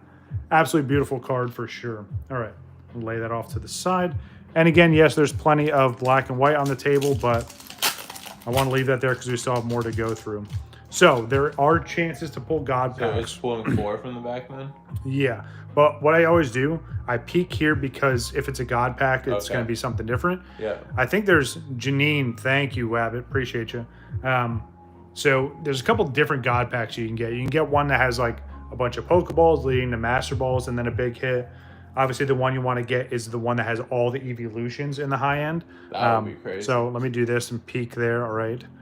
So 2, 3, and let me try 4. Okay. But yeah, pulling that, and especially on the English side, because the English set, they finally did God packs. Yeah. So in theory, if you pull the God pack in the English set now, it's like almost $3,000 worth of cards in one single pack, which is insane. Because all the evolutions, obviously Umbreon's the most expensive, but even like Jolteon's $300 or $400, Vaporeon's $300 or $400, maybe even $500. It's absolutely insane. But it also, the English set has the worst pull rates in like any set in the last 10 to 15 years. So I think I always had better luck with the Japanese set. And again, it's just, I don't know, I like the Japanese variants a little bit more. All right, so first holo, second holo. All right, so we get a double rare here. I doubt you're going to hear, but there's some dogs napping in the background. All right, let's see what double rare we got. Ooh, nice. There we go. Okay. Good old Flareon double rare. And then, why was there? I know I pulled 4 off the... See, this is why like it's so weird to do pack tricks with these special sets. And it's even worse with the Chinese sets because a lot of the Chinese sets are only 4 or 5 cards. Yeah. No, I think most of them are 4. But like I couldn't figure out an order anytime I did it. It drove me nuts. Because I was like, all right, cool, I figured it out. And then I'd have a hit and like... you with a curveball. Right. And I feel like the Chinese side, they're literally just like throwing cards into it. And they're just like, yeah, here you go. All right, nice. Yeah, definitely a good amount of packs here. I feel like if I remember correctly, when they did this set, it was only 10 packs per booster box. So we pretty much have like a booster box worth. Flip over and check. Okay. Oh, goodness. I'm going to sneak and look at the ones on the back and see. Nope. 2, 3, 4. Okay. All right. So all of our uncommons here. Yeah. All right. Let's see what we got. Good old sad bag of trash. Can, dude. Got the Dark Morpeko. Yep, still can get a God pack, absolutely. This would be the time to pull it. It would be sick, especially for everything we've opened up and still have to go through. But yeah, good old Evil Morpeko there. I feel like I called this, by the way. So like when Sword and Shield first came out, the very first set, obviously Sword and Shield base set, they had the regular Morpeko. But in the anime, they showed the evil version. I was like, oh, they're going to make cards eventually. They have to. Yeah. And then like 6 sets later, they finally did the evil. I was like, oh my God, I called it. That's amazing. All right, so you get Monkadori. Ooh, nice. So let's see which one it is first. So cool ace spec here. Some of these are really valuable because they're very playable cards. I don't know if this one is or not, but it's still cool seeing that, especially with the hex pattern. Yeah. You get the blue and pink all over it. So, and then nice, and you still get a double rare behind it, and it's one of the masked Pokemon. It's like Ogre Pawn or something like that. And then they have like 4 different variants that came out with. Damn, I don't remember what set it was, but yeah, they did 4 different masks, and it was part of one of the DLCs for the game itself. But all right, not bad, not bad. Still rolling. Obviously, we're looking for any of the SARs or the art rares in this set. Twilight, thank you. All right, let's flip over.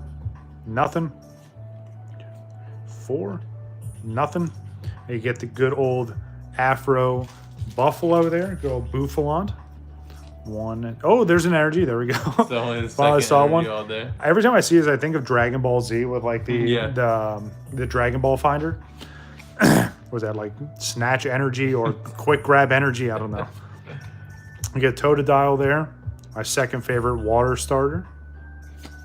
All right, so we get Whimsicott as the holo. Let me put these off to the side. So much bulk. Let's see what we got. No idea what that one is, but we get another holo. Ooh. So it's... I don't know. I'm kind of confused with this because there's definitely texture on a card, so it might be a Pokeball or a Master Ball reverse. I don't know because it's still under the set number, so I don't know. We're about to see what this is. Yep. As I slowly pull off again. Okay, nice. So it is a Pokeball reverse. These ones are cool too because they did a different pattern. I don't know. That really threw me off because like I don't know. It's such a weird spot to have that. Yeah, but in the back. again, this whole set is just weird, and then we get another double rare behind it. So. Nice, very, very nice. That's actually sick. The giant long neck, the giraffe version of that Pokemon.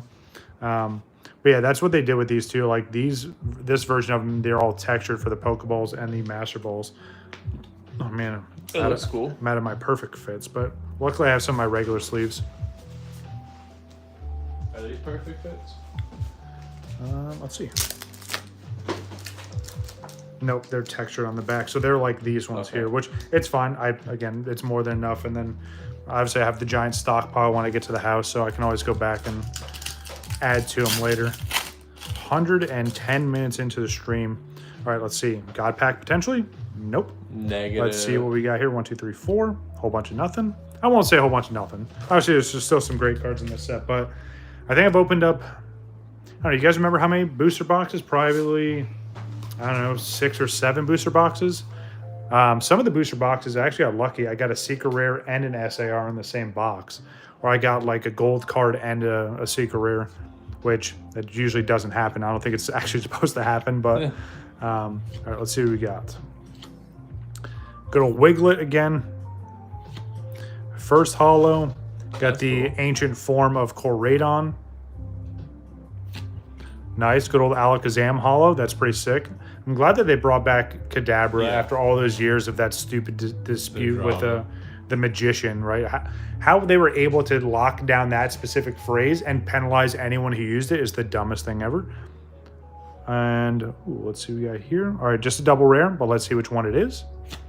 Nice, got good old Dragapult just launching its kids out of its head. Absolutely, and again, just another random card. Sometimes it's 4, sometimes it's 5. I don't know. It's confusing for sure. So random. All right. Move these off to the side. All right. It's crazy. This is another set that like, oh, hold on. Let me flip back over. If anyone like master sets this, it's insane. Because again, all the Pokeball verses, all the Master Ball verses, all the crazy high-end Secret Rares, like, and again, there's probably someone that just bought all the cards, and I don't know if they've actually like pulled a master set. Yeah. But it's a big investment to try and master set these kind of specialty sets. All right, let's see what we got. Nice, good old future proof of sick. Tyranitar. I like how the actual card color is like a gradient. Yeah, and then again, it's got the little text box in the corner too. Ooh, good old Noctowl holo and another double rare. Nice. Good old Goldino. Every time I see this, I think of either a Slim Jim or, man, there was another snack commercial when we were kids that like the mascot looked just like this. Can't tell you what it is, but yeah, super weird Pokemon for sure. All right. Still got a bunch of these Terrafest EX packs to go through. So let's try our luck. Well, let's look at the front real quick. Nope. Let's check our 4 in the back. Ugh.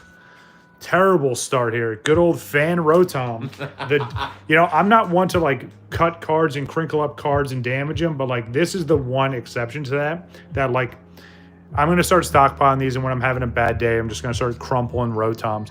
the burst trash bag. It's its evolved form. Is what I'm hearing is that you want someone to give you an entirely graded Rotom set. So you know what's funny about that? So New Kid actually sent me cards because when he was overseas, he was sending me all the stuff to hold on to. Yeah. He sent me a Pokeball and a Master Ball version of a Rotom, and he said you have to get these graded, and then he's gonna sign it when they come back. So it's just like it'll be a meme card for sure, but it's for the personal collection. Obviously, he knows how much I hate Rotom, so like one of the little packs he sent me was just like a bunch of different Rotoms. That's amazing. All right, future Tyranitar again, future Noctowl again. Interesting. Ooh, another SAR. Uh-oh. And you only got one of those in the booster box before? Yeah, it's usually either that or a secret rare, so the SR in one box. But let's see which one it is. I don't know. Again, there's so many secret rares in this set. The face. Umbreon. All right, let's take a look and see in 3, 2, 1. Ooh, okay. Not the craziest secret rare to get, or SAR rather, but it's still a beautiful card there. It's another one of the masked Pokemon. Yeah. And then good old sushi on the background. Love it. All right, let's leave this up. Again, good old dragon shields here. All right, so hey, still though, 2 secret rares so far out of random assortment of packs. That's not bad at all. Yeah. Which also means that whoever was sitting on the booster box didn't get the big hit out of it. All right, nothing there. I don't like the mass Pokemon. I don't know. I think like for collection purposes, especially because there's only 4 of them, it's great. But like putting it as an SAR in this kind of set is not what you want to see, especially because of all the higher end cards you want to pull. Is it a real Pokemon or is it a Pokemon wearing a mask? I never figured that out, to be honest. Like, that's a really cool Abra. I never figured out if that's an actual Pokemon or if it's just like a creature wearing the mask. Yeah. So literally a flame goldfish. Gotta love that. I don't think that's compatible with a goldfish. No, definitely not. There's that big old pile of leaves again. Well, either way, right, exactly.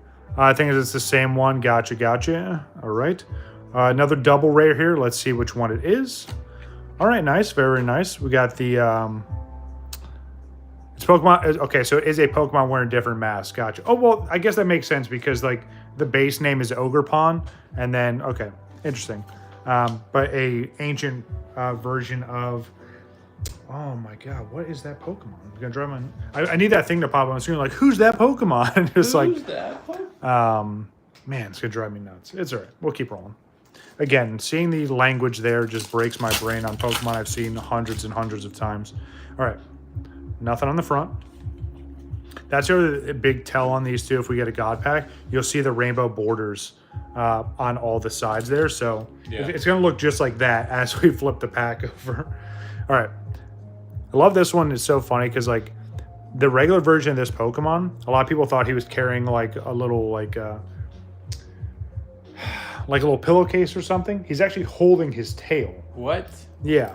So if you look at the original art for this Pokemon, he's literally just holding his tail. That's wild. Some trainer cards. A lot of trainers. Applin. All right, so we got the Alakazam again. Very, very nice holo. And again, like, even though it's still just a regular rare, I love the artwork that they put into these holos. And they don't skimp on it, you know what I mean? It's not like they only put really nice art on the higher end cards. Okay, we got another Tyranitar again. Double rare on this one. Let's see which one it is. Ooh, nice. Another Evolution. Very nice. I know someone in this house is going to love all these Evolutions. So, every time I see this one, so this is Thwacky. I make fun of him because he has no neck. Yeah. It's just pure body to face. God, bro. Yeah, can't be unseen. Good old Thwacky with no neck. Let me just put that here. Let me just leave it up. All right, so last pack from this stack, but definitely not the last Terrorfest pack. We still have more to go through. All right, nothing there. 4 to the front. Nothing there. Good old Regigigas. Yeah. Every time I see any of the Reggies, it makes me think of Max Mofo. Because every time he would pull a Reggie, he makes that ridiculous screaming noise. Shout out to Max. I know you're definitely not seeing this, but yeah, hope you're enjoying cold ones. All right, so first holo. And paying the Rizzler to do dude. When we watched that earlier, I was like, man, it's got to be nice to get to that point where you're that successful where you're just throwing away money on just random meme stuff. All right, Koraidon ancient version. Ooh, so this might be a Master Ball or a Pokeball reverse. You see a little bit of texture there. Ooh, Master Ball, very, very nice. Okay, very, very sick. I like that. And again, it has all the little speckles on there. That's full texture, so very, very nice. And, ooh, nice. We got another Leafeon EX. Very, very nice. All right. So is the actual pool the secret art rare EVs or? Yeah, okay. that's the big pull for this set here. All the, outside of EV, there's a secret. Well, yeah, there's a secret art rare for each. Okay. What am I doing? No, this goes over here. I'm gonna start mixing stuff up. And all right, so next stack, and again, got a good amount still of the Terrafest EX. Still got a good chance. I mean, again, we've had some pretty good pull rates so far. Yes, I mean, maybe the secret rares weren't the best, but hey, still pulling that many secret rares out of this small batch. It's pretty lucky. All right, so nothing on the front here. Let's do another 4 to the front. Try our luck here. Started off with Regigigas again, Glaceon. No idea. It's one of the kids. Some random crystals. Snorunt. It looks like cotton candy. All right. So first holo. Trying to keep everything organized, which if you guys could see off screen everything on the table, you'd probably freak out. But nice. So we get more Radon now in Future Proof. And another double rare. Nice. Flareon again. A random card in the back. Man, Pack Trick is really messing with me here. Yep. It's testing you, bro. Right. Dude, not only am I excited to go through the rest of the Terrafest packs, but I'm interested to see the singles. And then we have those 4 jumbos to get through still. That first jumbo, that was nuts. Like, that's pretty good. Especially, I think they did it so well. And again, I bet there's some kind of pack trick, right? But like, you'd have to know how many uncommons are on the back and pull that off. I'm not trying to do all that. Like, I just want to get through it. 7.5. Right? You have to rip 1.5. All right, let's see. Accidentally ripped the rare card. That's the other bit of content I hate, and I've talked about it before. Especially when people are on like Whatnot streams or they get paid to be like, oh, hey, someone dropped $5. Hey, rip that pack or bend it in half. It's the dumbest thing ever because 99% of the time that's where the hit is. Yep. I remember one of the earlier ones, it was like, dude bent a Vivid Voltage pack and it was the Rainbow Chonkachu. Or people do this set and it's all the high-end EVs. Like, just don't do it. It's so stupid. You're like, no. Oh, dude. If for some dumb reason I was brainwashed into doing that, I would still grade that Umbreon. Oh, yeah. Absolutely. And I'd put my own little note on, like, bent during stream. Yeah. And I would hold on to it forever. Yeah. All right, so we got, Zeraora or Zeraora. There's always, like, this Pokemon and the other one that have very similar names. Really cool for alligator artwork there. And, so potentially another Pokeball or Master Ball. And, Pokeball. So that's the other big money cards too, is if you can pull the Evolutions and Master Balls. Okay. Obviously, the Umbreon's going to be the most expensive. And I forgot there's the EX binded too. So we get the Iron Thorn. I think that's its name for the future card. But yeah, obviously any of the EVs are where the money's going to be, but that still looks pretty sick. And again, full texture on those. Yeah. The texture on it looks awesome. Yeah. And I like it too because, again, even like some of the other sets, right? Like they do different variants and different styles, so you're not looking at the same Pokeball or Master Ball. And then even on the Chinese cards, and I don't know if I showed you since you came back, but the Chinese have their own and completely different Pokeball and Master Ball reverses. All right, let's see. Nothing on the... Oh. Uh-oh. There's something in there. Okay. It's not a God Pack. That's why I had to pull that first one back because... Yeah, right. It was an illusion. It's something. There's definitely something here for sure. Let's take a look and see. Good old Hoot Hoot to start it off. We get the CD from LimeWire. What the fuck? There's all the Ogre Pond masks. So, yeah. There's the Busted Trash Bag evolved. We get Zeraora. I keep messing that up. The Dolphin. It's literally just a dolphin. Cool.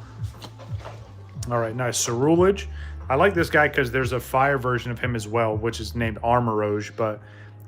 they did a like 2 or 3 minute short from the actual Pokemon company where they fought each other, like anime style fighting. It was absolutely sick. That's awesome. All right. Next holo is the upgraded car engine for whatever reason. Ooh, that's what it is. So we saw the ace spec there. Nice. Again, no idea what it is, but all right. And we still get the double rare behind it. Okay, cool. Yeah, these cards look absolutely insane. And again, it's so unique to do that kind of color pattern. And again, they're supposedly, most of them are very playable. And, and the other masked Pokemon for the EX. So nuts, dude. All the masked one, bro. All right. Still got a few more of these to go through. Then we're going to not take a break, but we're going to look through the loose cards, and then we're going to open up the remaining jumbos. So, oh, God, man. Can you imagine? Hey, so my anti-God pack is going to be all Rotoms. Just all Rotoms. It's the secret. I'm putting this out in the ether, and it's going to bite me in the ass. Someone's going to send me a resealed pack of just Rotoms, and I'm going to lose my damn mind. Don't think about it, guys. Don't even try it. The second I understand it's a resealed pack, I'm going to throw it away. Fire, yeah. All right. So first holo here. It's another one of the newer legendaries. It's just like this giant horse with like a big cup on its head. Volcarona's future form. Ooh, another Pokeball or Master Ball reverse. Nice Pokeball reverse. Still something behind it. Let's see what it is. Another double rare. And one of the other masked Pokemon. Can't get away from them. Oh, the fucking masks. And it's funny because there's only 4 of them, but like there's just so many different iterations. But pretty cool. And again, I like this one too because it's got the gradient color on there. Oh, yeah. All right, nice.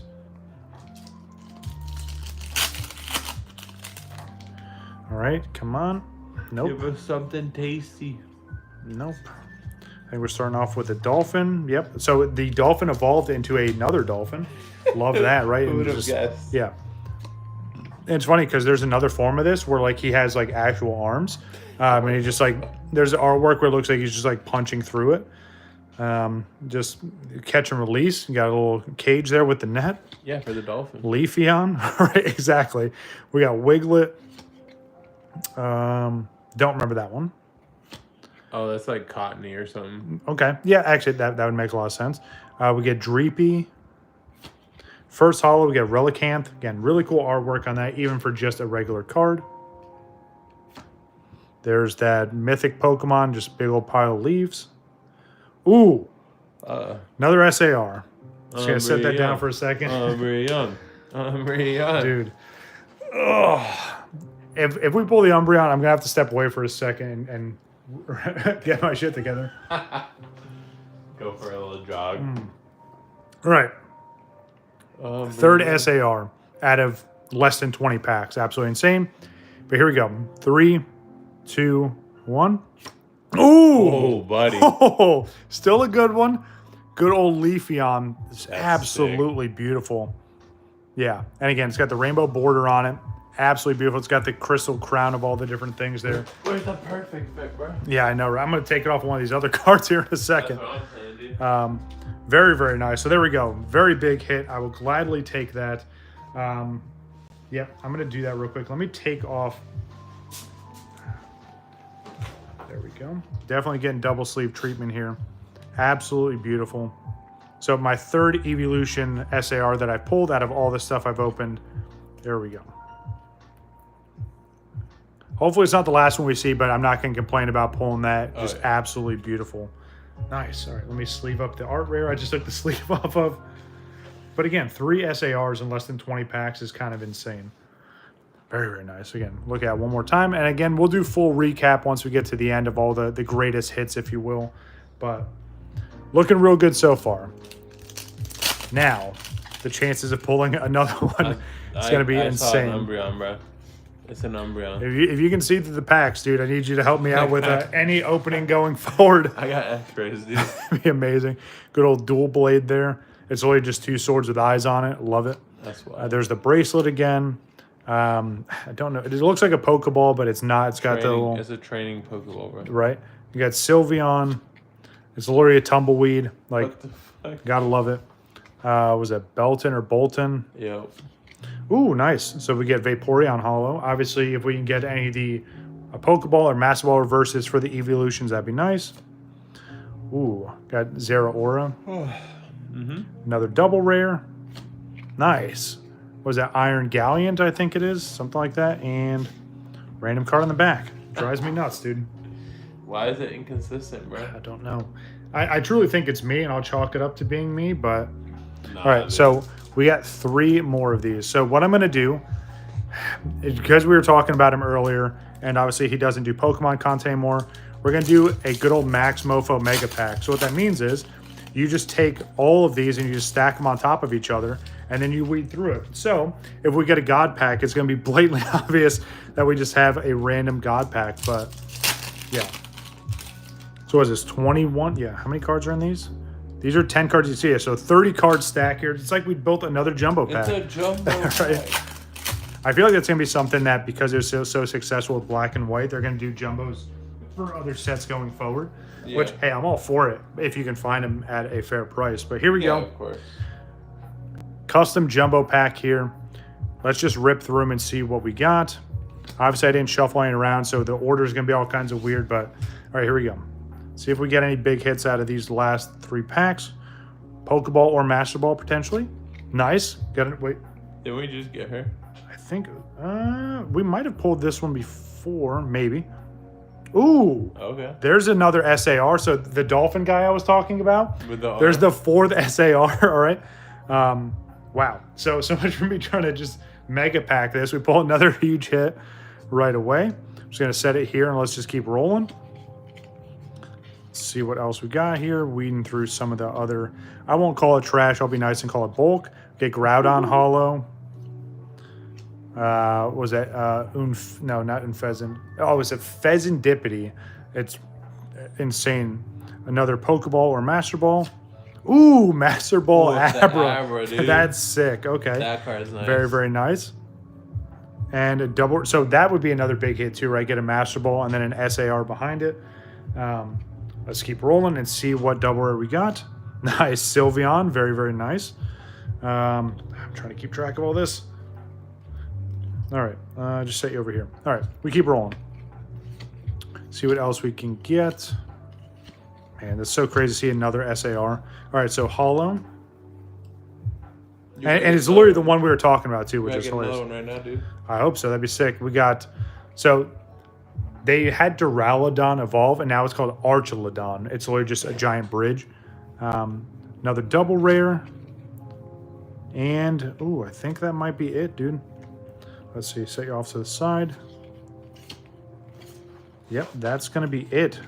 But, hey, I'm not going to complain about that at all. I mean, for how many SARs we pulled, all absolutely beautiful. Again, we pulled at least one really, really high-end one, so I'll gladly take that. Kind of makes up for the rest. Let me start sleeving all these. But yeah, again, that's what I was talking about, dude. It's literally the dolphin just throwing hands. Like, just throwing the absolutely face. Insane. What's going on, Roscoe? How we doing? Where in Virginia? Yeah, I've unfortunately spent too much time in Virginia throughout my times being in the Navy, going in and out of that place. I won't say that I hate Virginia, but I'm not the biggest fan by any means, so... Hopefully you're from one of the better spots. But thanks for stopping by. We're just going through a whole bunch of packs my buddy brought back from Japan. Yeah, nice to see that Master Ball. That's a really good Master Ball. I'll take that for sure. All right. So, oh yeah. So before we get into the last bit, which again, we have 4 of these absolutely insane jumbo packs from White Flare. We're going to go through and look at some of the loose cards that Alex picked up. And something that we talked about before he left, because he was asking me, hey, what are you looking for specifically? I kind of gave him really vague ideas, or he would send me pictures of stuff. And I was like, yeah, cool, grab that, or hand. No, not necessarily. But again, like I wasn't going to try and inconvenience him of being like, hey, go to these places and find these certain things. Southern VA, Franklin County. Gotcha. Hey, that's very nice. I feel like I spent a lot of time in, what is that? Oh my God, it's literally on the border of North Carolina and Virginia. God, what is that? It's all scenic countryside. Anyway, it's gonna drive me nuts. I'll probably remember it in like 2 hours from now. But all right, we're gonna look at all the loose cards. Pretty decent stack here. Again, all kinds of random cool stuff. I want to look at this first because obviously you can tell here, not full size here. Let's take a look and see what it is. Oh, nice. That's actually sick. Really, really cool Dragonite. I'm assuming this is some kind of sticker. That's actually sick. I love that. I wonder if they would grade that. Just for the shit of it. Like, obviously I'm gonna hold on to this. I'm not gonna do anything else with it, but like it'd be cool to get it. Yeah. Damn, that's so sick. I love it. Very close North Carolina line. Okay, gotcha. All right. So again, bunch of stuff here. We're kind of just gonna flip through them. I'll wait for him to come back. Pretty awesome stream so far. Definitely one of my longer streams I've done in a while, but as you can tell, if you've been here from the beginning or if you're watching this after the fact, there's a lot to go through for sure. Is there any? This is my sticker. Oh, nice. So this is on Alex's water bottle, but that's the sticker that he got. Obviously, same kind of design as the B side label. That's really, really sick. Any kind of order to this, or you just have it? All right, cool. Well, these ones are mystery small packs. Ooh, okay. And nice. then the rest are the. All right. So we'll go through these. We'll do the mystery packs, and then we'll get to the jumbos. Oh, man. Anything great for a collection is the OG Pocket Monsters. If you guys aren't familiar with these cards, these are from 1996, 1997. These are from Bandai, and these are the I'll try and pull one off and look at. Nice. Okay, absolutely amazing. So there are two variants for this. I've shown these off before, but these predate the actual Pokemon TCG cards. 1996. I know they did a batch in 95. Top Sun did a set in 95 as well. But in theory, it's the original 151 in both green and red. So obviously, you have to collect them all twice. Yeah, we're on the East Coast, Roscoe. Yeah. You do Pokemon content when... Okay, nice. That's awesome. Yeah, I'll definitely have to check that out for sure. That's awesome. Yeah, giving away stuff for the kids is always awesome. I always like that. But yeah, so again, these predate the Pokemon TCG cards.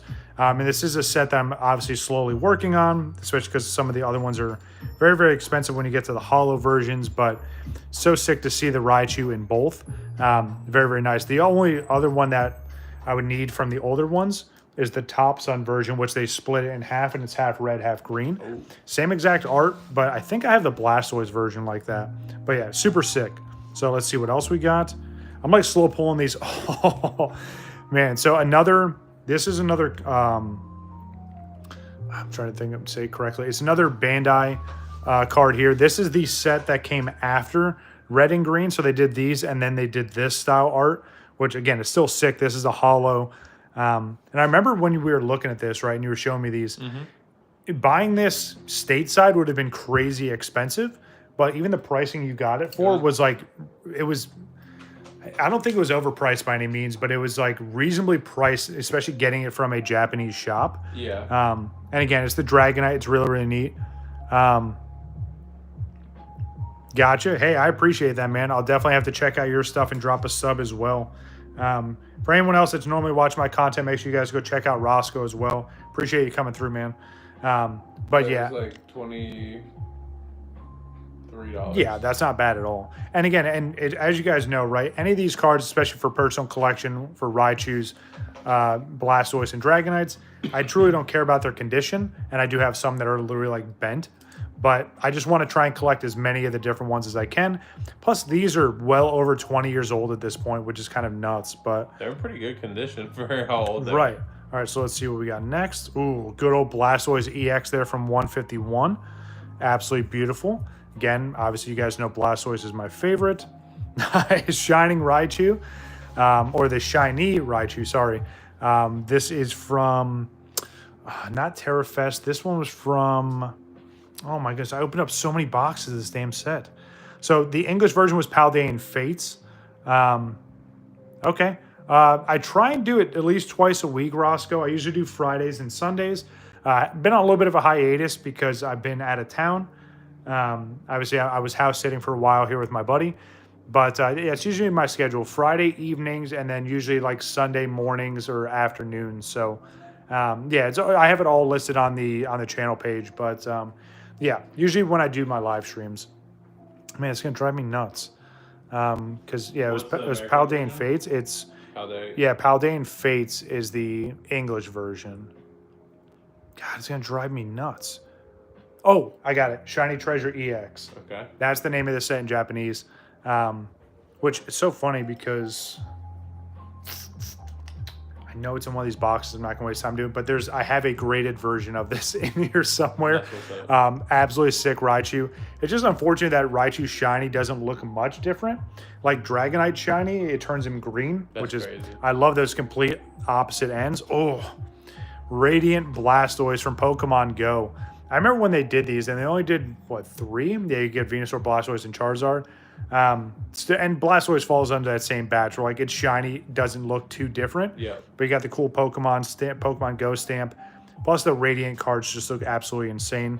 Ooh, good old hyper rare Dragonite VMAX. Now, I've had this graded before, and this is one of the cards that I think I told you I got robbed when I got graded with this before. I got like a 6.5, and it was a card that was like super crazy mint. And it's one of the cards that like I will regrade eventually, but Japanese hyper rares, you can literally just see the texture on this card. Yeah. It's like they took like holographic sand, slapped it on there with some glue, and they just went about their way. But absolutely beautiful card for sure. Next Saturday, okay, nice. Local amateur wrestling, okay, that's pretty sick. I like that, man. I'll definitely have to check that out. What did Dave Portnoy grade the other one? Oh, I can only imagine. It's a 6.5. Yeah, so like stupid. crust. Yeah. All right, so let's see what we got next. I have no idea what that is, but it had a stamp. So it has an event stamp. Actually, that's really sick. I'm not familiar with what it is either. It's obviously it's a promo number 143. I'll have to look that up after, but that's cool because again, like it's a stamped promo. It's something that obviously I'm not going to find here. Nice, that's sick. All right, let's see what's next. Ooh, oh. These cards are so sick. So I only ever had 2 other ones like this. I have the Blastoise and Dragonite fight, and I think I have a Raichu one maybe. But yeah, again, these cards are super, super old. You're talking like towards the mid to end of the 1990s. That's so sick. And Tango's like panicking because he's about to get whooped by Rhydon. Most of these cards are also from the shop in Hokkaido. Okay. Oh, nice. Okay. So before Alex went over to Japan, there's a shop that Animart, which I used to buy a whole bunch of stuff from Amazon. Not Amazon, sorry, eBay. Goodness, my brain we're past the melting point for my brain here, folks. 141 minutes. But yeah, so I'd buy from Animart on eBay all the time. And we looked up its location. I said, hey man, if you're anywhere near this, try to check it out. It's unfortunate they didn't have like any like merch really, which that would have been sick. But I'm glad you're able to stop by there and pick up some stuff. So let's see what we got. Oh, there's more. Oh man. So you got the Hypno and what I would say is either like weird anime happy face Voltorb. That looks absolutely insane. Should I keep it like this for the next couple? Or should I turn? One more. All right. Let's see what we got. Oh, nice. And you get the Staryu and the Tentacruel. I like these because not only does it look like it was from the show, but I feel like if you slap the border on it, that's what you saw in the game. You know what I mean? Like the OG games where they were just fighting. So that's really, really sick, man. I'm going to have to look into... That's going to be another subset I'll have to work on. Ooh. Good old... okay, grading stuff through GameStop. Nice. So I'm glad to see that's been working for you. I'm honestly, I'm very hesitant to do that. And it's not like I have anything against PSA or anything, but it's just... Maybe it's just the GameStops down by me I don't trust. But hey, if it's working for you, I'm glad to hear it. A lot of this stuff I've seen has been very negative. So I'm kind of glad that that's been working for you. Okay, gotcha. Yeah, and again, it's one of those things where like you can get them and you can give those giveaways like that. So, but yes, this Dragonite V, this is from the Japanese version of Evolving Skies. But it's so sick. Like just the artwork, Dragonite actually looks kind of mean in this one. He's throwing the hand out there. He's ready to fight. But again, the color contrast there looks like a giant explosion in the background. That's a sick one for sure.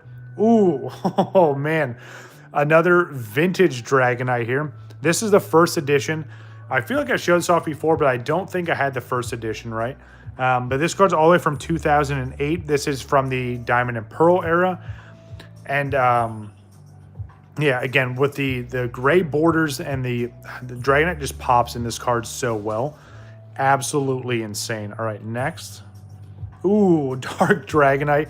So this is from the Team Rocket Return set, one of the few Team Rocket things I haven't really got into, but absolutely beautiful. You see the Team Rocket stamp on the bottom. from 2004. God damn, dude. You remember back in 2004? Yeah, I was going to Books A Million buying Pokemon Right? cards. Oh, man, that's absolutely sick. We got good old Dark Dragonite there. Let's see what we got next. Another Dragonite. And that's the duality of Dragonite cards, right? Like, you have these evil, menacing, and then you have, like, the happy-go-lucky, just floating around in the clouds Dragonite. This is another one from 151. Absolutely amazing card there. Nice. All right. So, again, another cool holo variant. This one is from, so this is from Scarlet Violet. This one's from Sword and Shield. This is another one that came from S12. S12, I want to say it was around Evolving Skies, maybe the set after. Oh, no, this was the Japanese version of Silver Tempest. It's funny, I have this card in English, but it's got the set stamp on it. Probably send off 20 at a time. Yeah, so usually when I do my gradings, I was doing like batches of 10 through CGC. Every once in a while, I do a bulk submission where I was doing like 25 cards. I did some custom orders here and there, but yeah, majority of my card grading experience has been through CGC. So now the 3 every 2 months. Okay, that's not bad. Yeah, especially if you have something rolling, that makes sense. All right, let's see what's behind Dragonite. Another one. All right, I'm all for it. I'm never going to turn down a Dragonite card. I love it. Let's see what's next. Nice, right? Dude, we were literally just talking about these. Yep. So this is the Pokeball reverse from 151. And again, Raichu being one of my favorites. That's absolutely sick. I don't think I've graded any of these yet. I know I have a stack of like the Pokeball reverses I want to get graded. I just don't think I have yet. All right. Nice. Good old Sleeping Raichu here. Love to see that one. SV5. That was... Oh, man, I don't remember that set. I know it's obviously middle generation for Scarlet Violet, but it was just weird because I think when I was looking for this card specifically, they didn't do reverses in this set, and obviously the English variants did, so it took me forever to realize that, hey, there's no reverse for this one. Yeah. All right, next. Nice. Good old Evil Raichu there. I love the lightning bolt in the background. This is from a Sword and Shield set. Yeah, absolutely. Hop in the Discord, man. We got stuff going in there all the time. Good amount of people in there. Appreciate you. And again, once the stream's over and I kind of get a little bit of downtime and relax after that, I'll definitely go check out your content for sure, man. Appreciate you coming through. All right, next. Nice. Another, and obviously not evil Raichu, but like he's just in that combat mode. Love it. This is another Sword and Shield set. Man, just again, something about just Japanese cards. I'm all for it for sure. Nice. Okay. So we were showing off the black and white era cards. This is from the original black and white era sets here. This is from 2013. Yeah, 2013. Again, I can tell right away from the hollow pattern there. Pretty sick Blastoise there. I feel like this may be one of the artworks I don't have, which is absolutely perfect. Be a Diamond and Pearl. This is from one of the theme decks, right? Because you can tell because it's a smaller set number, 3 of 18. Man, that's sick. And again, the holo runs all the way through. Very, very nice. All right, let's see what's next. Oh, the Delta species. And this one's, I mean, obviously big fan of Blastoise. This one's sick because it's a fighting type of Blastoise. And it's the first edition variant. I didn't even realize that. That's so sick. The other thing that's special with this is the holo is only on Blastoise himself. That's cool. Which makes this card even more nuts. So I think this one is creased, unfortunately. Okay. But I mean, yeah. It's but, the only one they had. So. No, yeah, I'm not going to complain about that, especially for personal collection. Like, again, it's going to be cool. And that's the other thing, especially some of my Raichus I have graded. I'm trying to get like a 1 through the pristines. You know what I mean? One of them. I think my lowest Raichu is like a 2.5, I think. But it'd be cool. It doesn't have to be the same one, but like just having those. One of each. And I think I haven't graded yet, but I have a Shadowless Blastoise that literally has like a cross crease on the back. I know I'm hoping to get the 1 for it just so I have like the baseline. Yeah. But yeah, that's still an absolutely sick card. Delta species, and they never did this again, by the way. They never did these alternate variants. It would be cool to see them bring that back. But all right, let's see what's next. Nice, good old Blastoise V. So this is another one that came from the theme deck, which is actually, surprisingly enough, one of my most viewed videos on the channel, especially for the long form, like pre-recorded content. You got this and the VMAX in a theme deck, which again, it's kind of cool because he's just arms wide out, all kinds of spread out there. All right, and that's the last one there. That's sick, dude. I really appreciate those really good variety here from the Blastoise. We got some Raichus, Dragonites, and again, vintage stuff, some more of the modern stuff. These cards are just so nuts seeing these. Like, these cards are so old. Yeah. Like, you don't see these ever. And to see the different versions of these is nuts. Got the stamped promo. Definitely going to regrade one of these and see if we can get our luck. And then, of course, some of the vintage cards. So thank you very much. I appreciate it. Of course. All right. And, of course, the super cool sticker. Go with all of that. All right. So, last but definitely not least, getting into the last bit of the opening here. 4 jumbo packs. Again, these are 35 cards each, so you're looking at 140 cards in these here. If you're hopping in the stream late, we did open one up super early into this, so as the stream gets uploaded, make sure you check that out. But we kind of did just as a test to see how ridiculous these are, and they're pretty ridiculous. So here we go. Jumbo pack number 2, and we did figure out that there are so these are obviously the white version of these. There are black version of the jumbo packs as well. All right, here we go. Let's see what we got. We got Straggly struggling to pick up his pants. We got Ferrothorn, I think. Good old Trubbish. Trash can. Yep. Was it Minshew? We got the Fossil again. No idea. Got a good old Basculin there. It's just an angry Barracuda. Well, not Oshawott. Wait, is it Oshawott? That's the second form? I think, isn't the young one Oshawott? It might be. Yeah, because then it goes into Samurott on the end. Either way, it's the middle form of the starter. All right, let's see. We got the ice cream cone. Again, another weird design.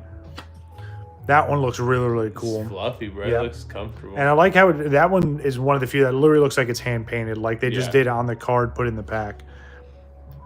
Pull Missy Psyduck from a... Nice, very, very nice. Yeah, I have Missy Psyduck and I have Missy's Lapras as well. Both absolutely beautiful art rares. But yeah, and again, this is my first look into the black and white set. And I mean, I'm not the biggest fan of the black and white era, but these cards are sick. Something's peeking out here. All right, let's see. All right, so here's our art rare. And again, I don't know the specific order for this, so I'm not going to move it around. But let's see what art rare we got in 3, 2, 1. Ooh, nice. Another new one. We get Bravery there. Man, that looks absolutely insane. And again, you see the stack here. These are all the other black and white art rares we got. So let's see what else we got. Getting into the Pokeball, we got Silaglyph. We saw that one earlier. We put these, yeah, those are all the commons. Uncommons are on the back. Another Pokeball reverse there. Huge print line right through the middle. Man, they were really trying to push this set out for sure. All right, we get Purloin. Another Pokeball reverse.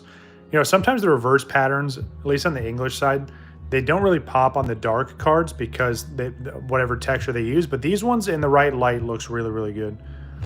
Ooh, nice. Energy, we got the triple colorless energy there. Shit, I see something, dude. I see something. Another uncommon there. All right. Oh, there's something coming. Yeah, there's definitely whatever that is It's there. all black, bro. What the hell? Don't get in my head about it, dude. I'm gonna freak It's out. gonna be the all black one, dude. All right, so there is Samurott Hollow. Those ones were like 40,000 yen, so Dude, $280. absolutely insane. Yeah, and that's the thing too, ungraded, which is nuts. All right, another hollow. And again, you have the classic black and white horizontal hollow pattern on these. All right. What is it? What is it? No, it's not. Another here. one. I think it's behind this one. All right, let's see. All right, so there is a rare, or maybe double rare behind this one. Yep, got a double rare, and let's see what's behind it. Nice. Okay. Good old Whimsicott. All right, we'll take it. And, ooh, so uncommon on this one. Okay. It might have just, I mean, It must have just been that one. all right, so these should all just be uncommons. We got the clown again, which we that. pulled the higher rarity full art Yeah. before. Yeah, so all uncommons on the back. But like Alex was saying before, like you can pretty much make your own deck with just one of these jumbo packs. All right, number 3. Obviously, we're looking for big cards here. I'll take any, oh, hold on. Let me sleeve up the other art rare here. Getting ahead of myself. I don't think we've had a dupe in the art rares yet, which is nice. So hopefully we can pull more of those. Obviously, the big chase, especially with this being the white set, would be pulling the all white Reshiram, which would be absolutely insane. Yeah. Yeah, you can't even really sneak on the side. I mean, I'm assuming that's where the hit is just. Yeah. Anyway. All right. Well, let's get through these and see how we done this. No peeking. Yeah, definitely no peeking. All right. Getting through our commons here. Obviously, I want to go slow as we get to whatever the art rare is. And I do like that they guarantee the art rares. And then obviously the higher end stuff, it's just pure chance. I got a handful of hits I'm trying to sell. Okay, gotcha. 2 Drowsy Tyranitar. Okay, not bad, not bad. And I feel the same way. Sometimes you're better off just trying to like sell those off or maybe trade them for something else. Nice, you got the 2 forms there. All right. Another common. Another common. I got psyched out because the art rare was behind that one last time. Another common. We got to be getting close. What if this is a dud and it's just one of the commons, bro. Oh, dude, I put it out there. This is probably what's going to happen now. It's the reverse. All right, so here we go. Here's the art rare. God pack.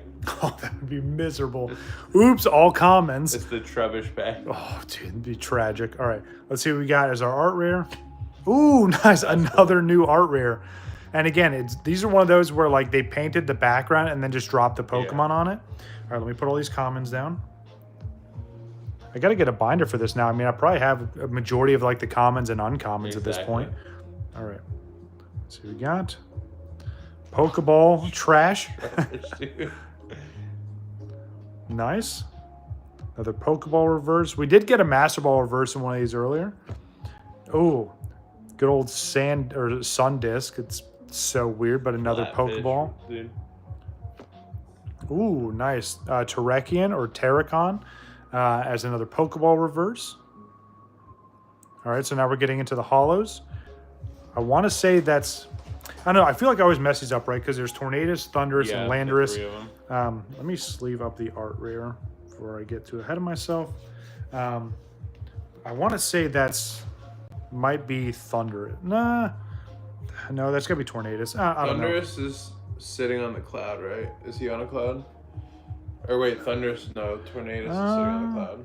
Yeah, I don't know. It's one of the Russes, right? Let's see what we got. So another holo.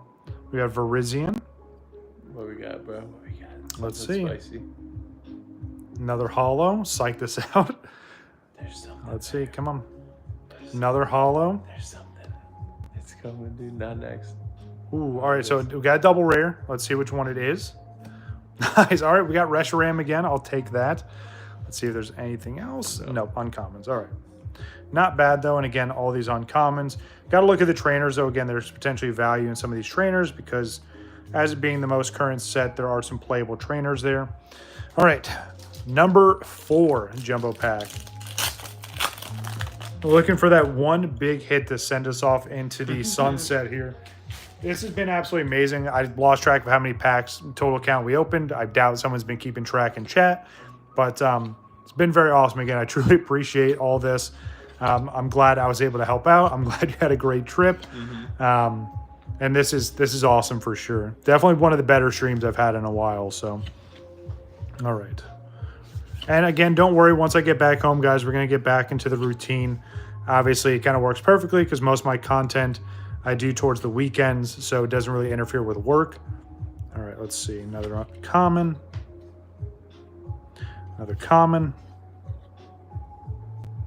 Ooh, here's the art rare.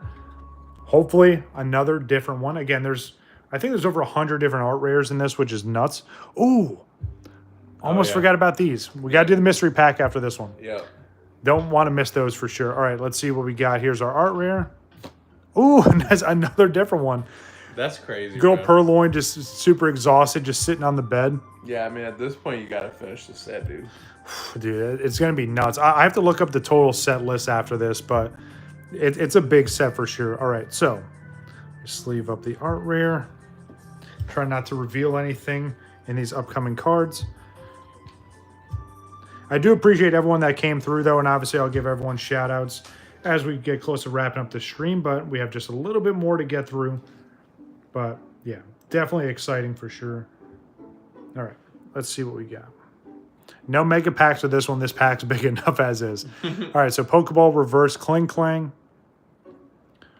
We got the giant sarcophagus as the Pokeball. Another huge print line. Little ancient bird dude in the Pokeball. All right, a literal wrench as the other Pokeball reverse. All right. Yeah, and we even got a few Master Balls from this so far, so not too bad. All right, first holo.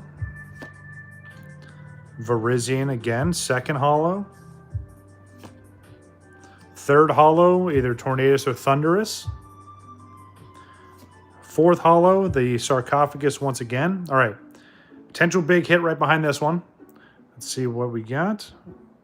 All right, I can't tell. Let's see what it is, though. Ooh, okay, Keldeo EX.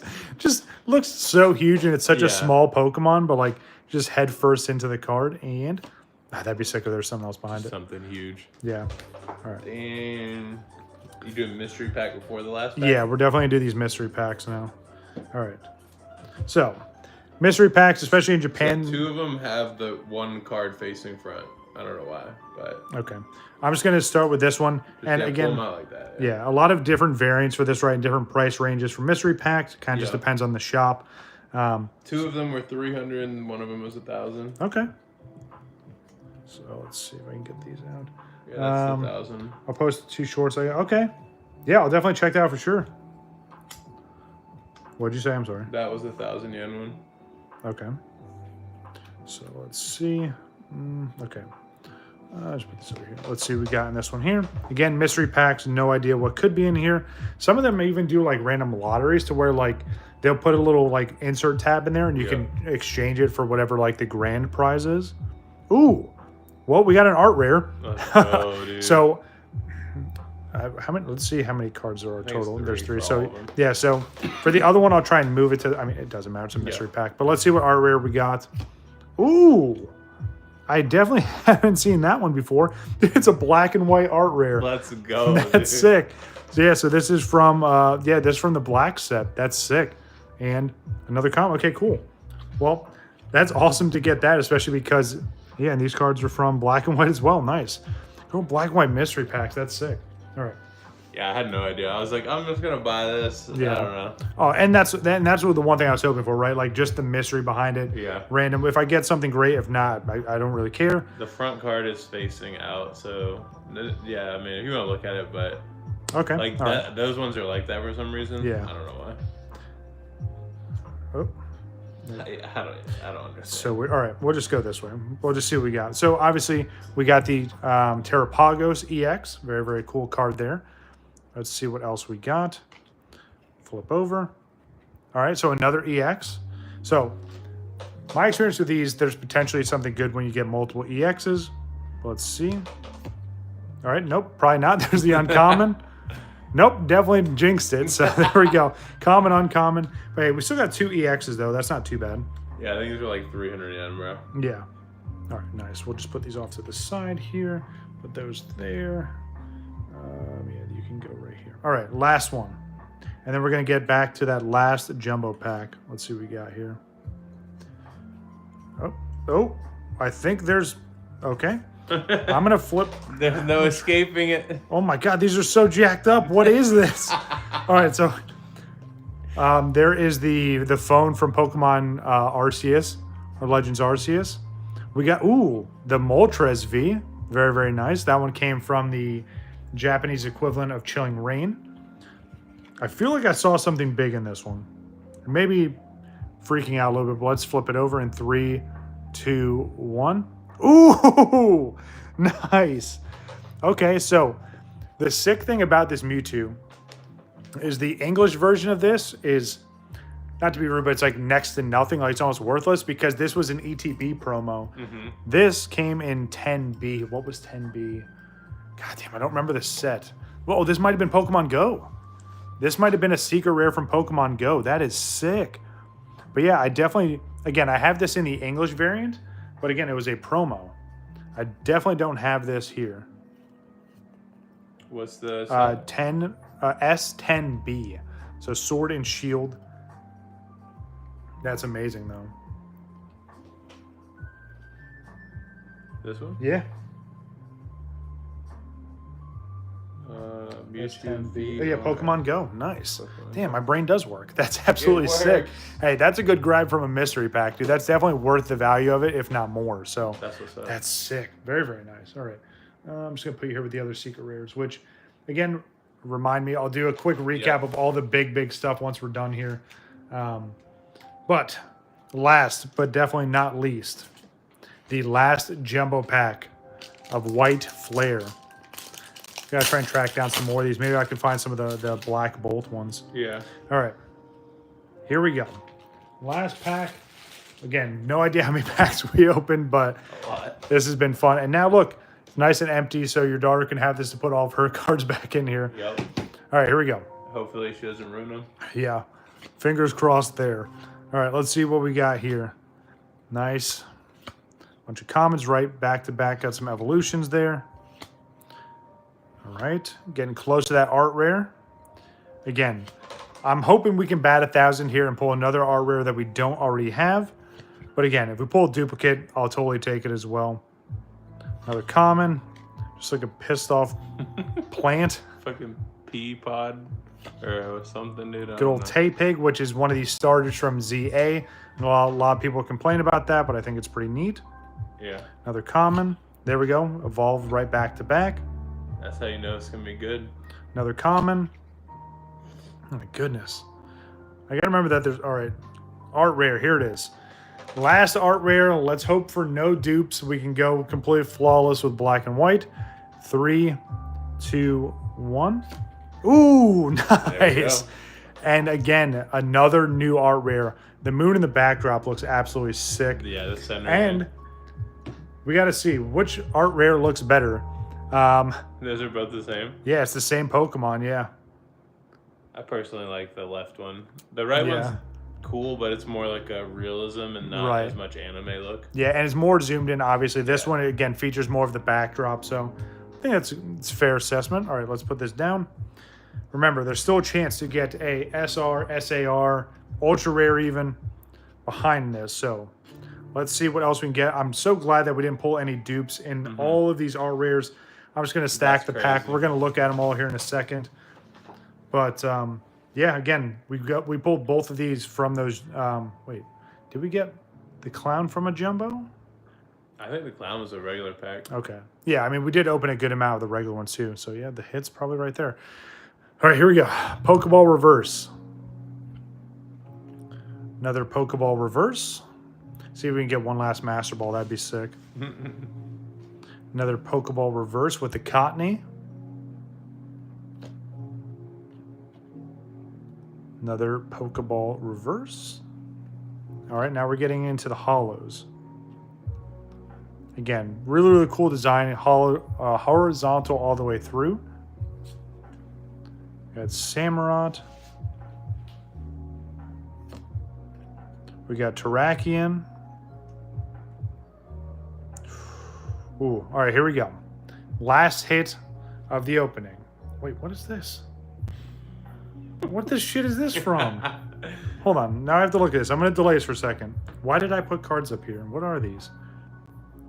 They're all, okay, they're all, oh, this is from the art rare. Okay, I took it off and never put them back over here. I was like, what are these random cards? All right, anyway. Last hit, let's take a look and see what we got. 167 minutes in, my goodness. All right, Terrakion, what do you got hiding behind you? In 3, 2, 1. Nice, another, not the Reshiram we're looking for, but hey, we pulled 3 of these. That's the dupe. I'm totally. Oh. Okay, I guess we're not done. Hold on. We're not done yet. Okay, I'm like, excited now. So there's another double rare. That's super weird because we never saw this before. Yeah. Okay, let's see what's behind it. Oh, man. If it was just like double rare, Dude, double rare. That would be nuts. All right, so, and then just all, that was, all right, so someone definitely packed that one wrong, bro. but hey, that's not bad. Man, I was like, holy shit, we pulled something here. All right, so quick recap of all of the pulls all together. We'll do all these. Obviously, I'm not going to go through all the Pokeball reverses. We did get 3 Master Ball reverses from Black and White.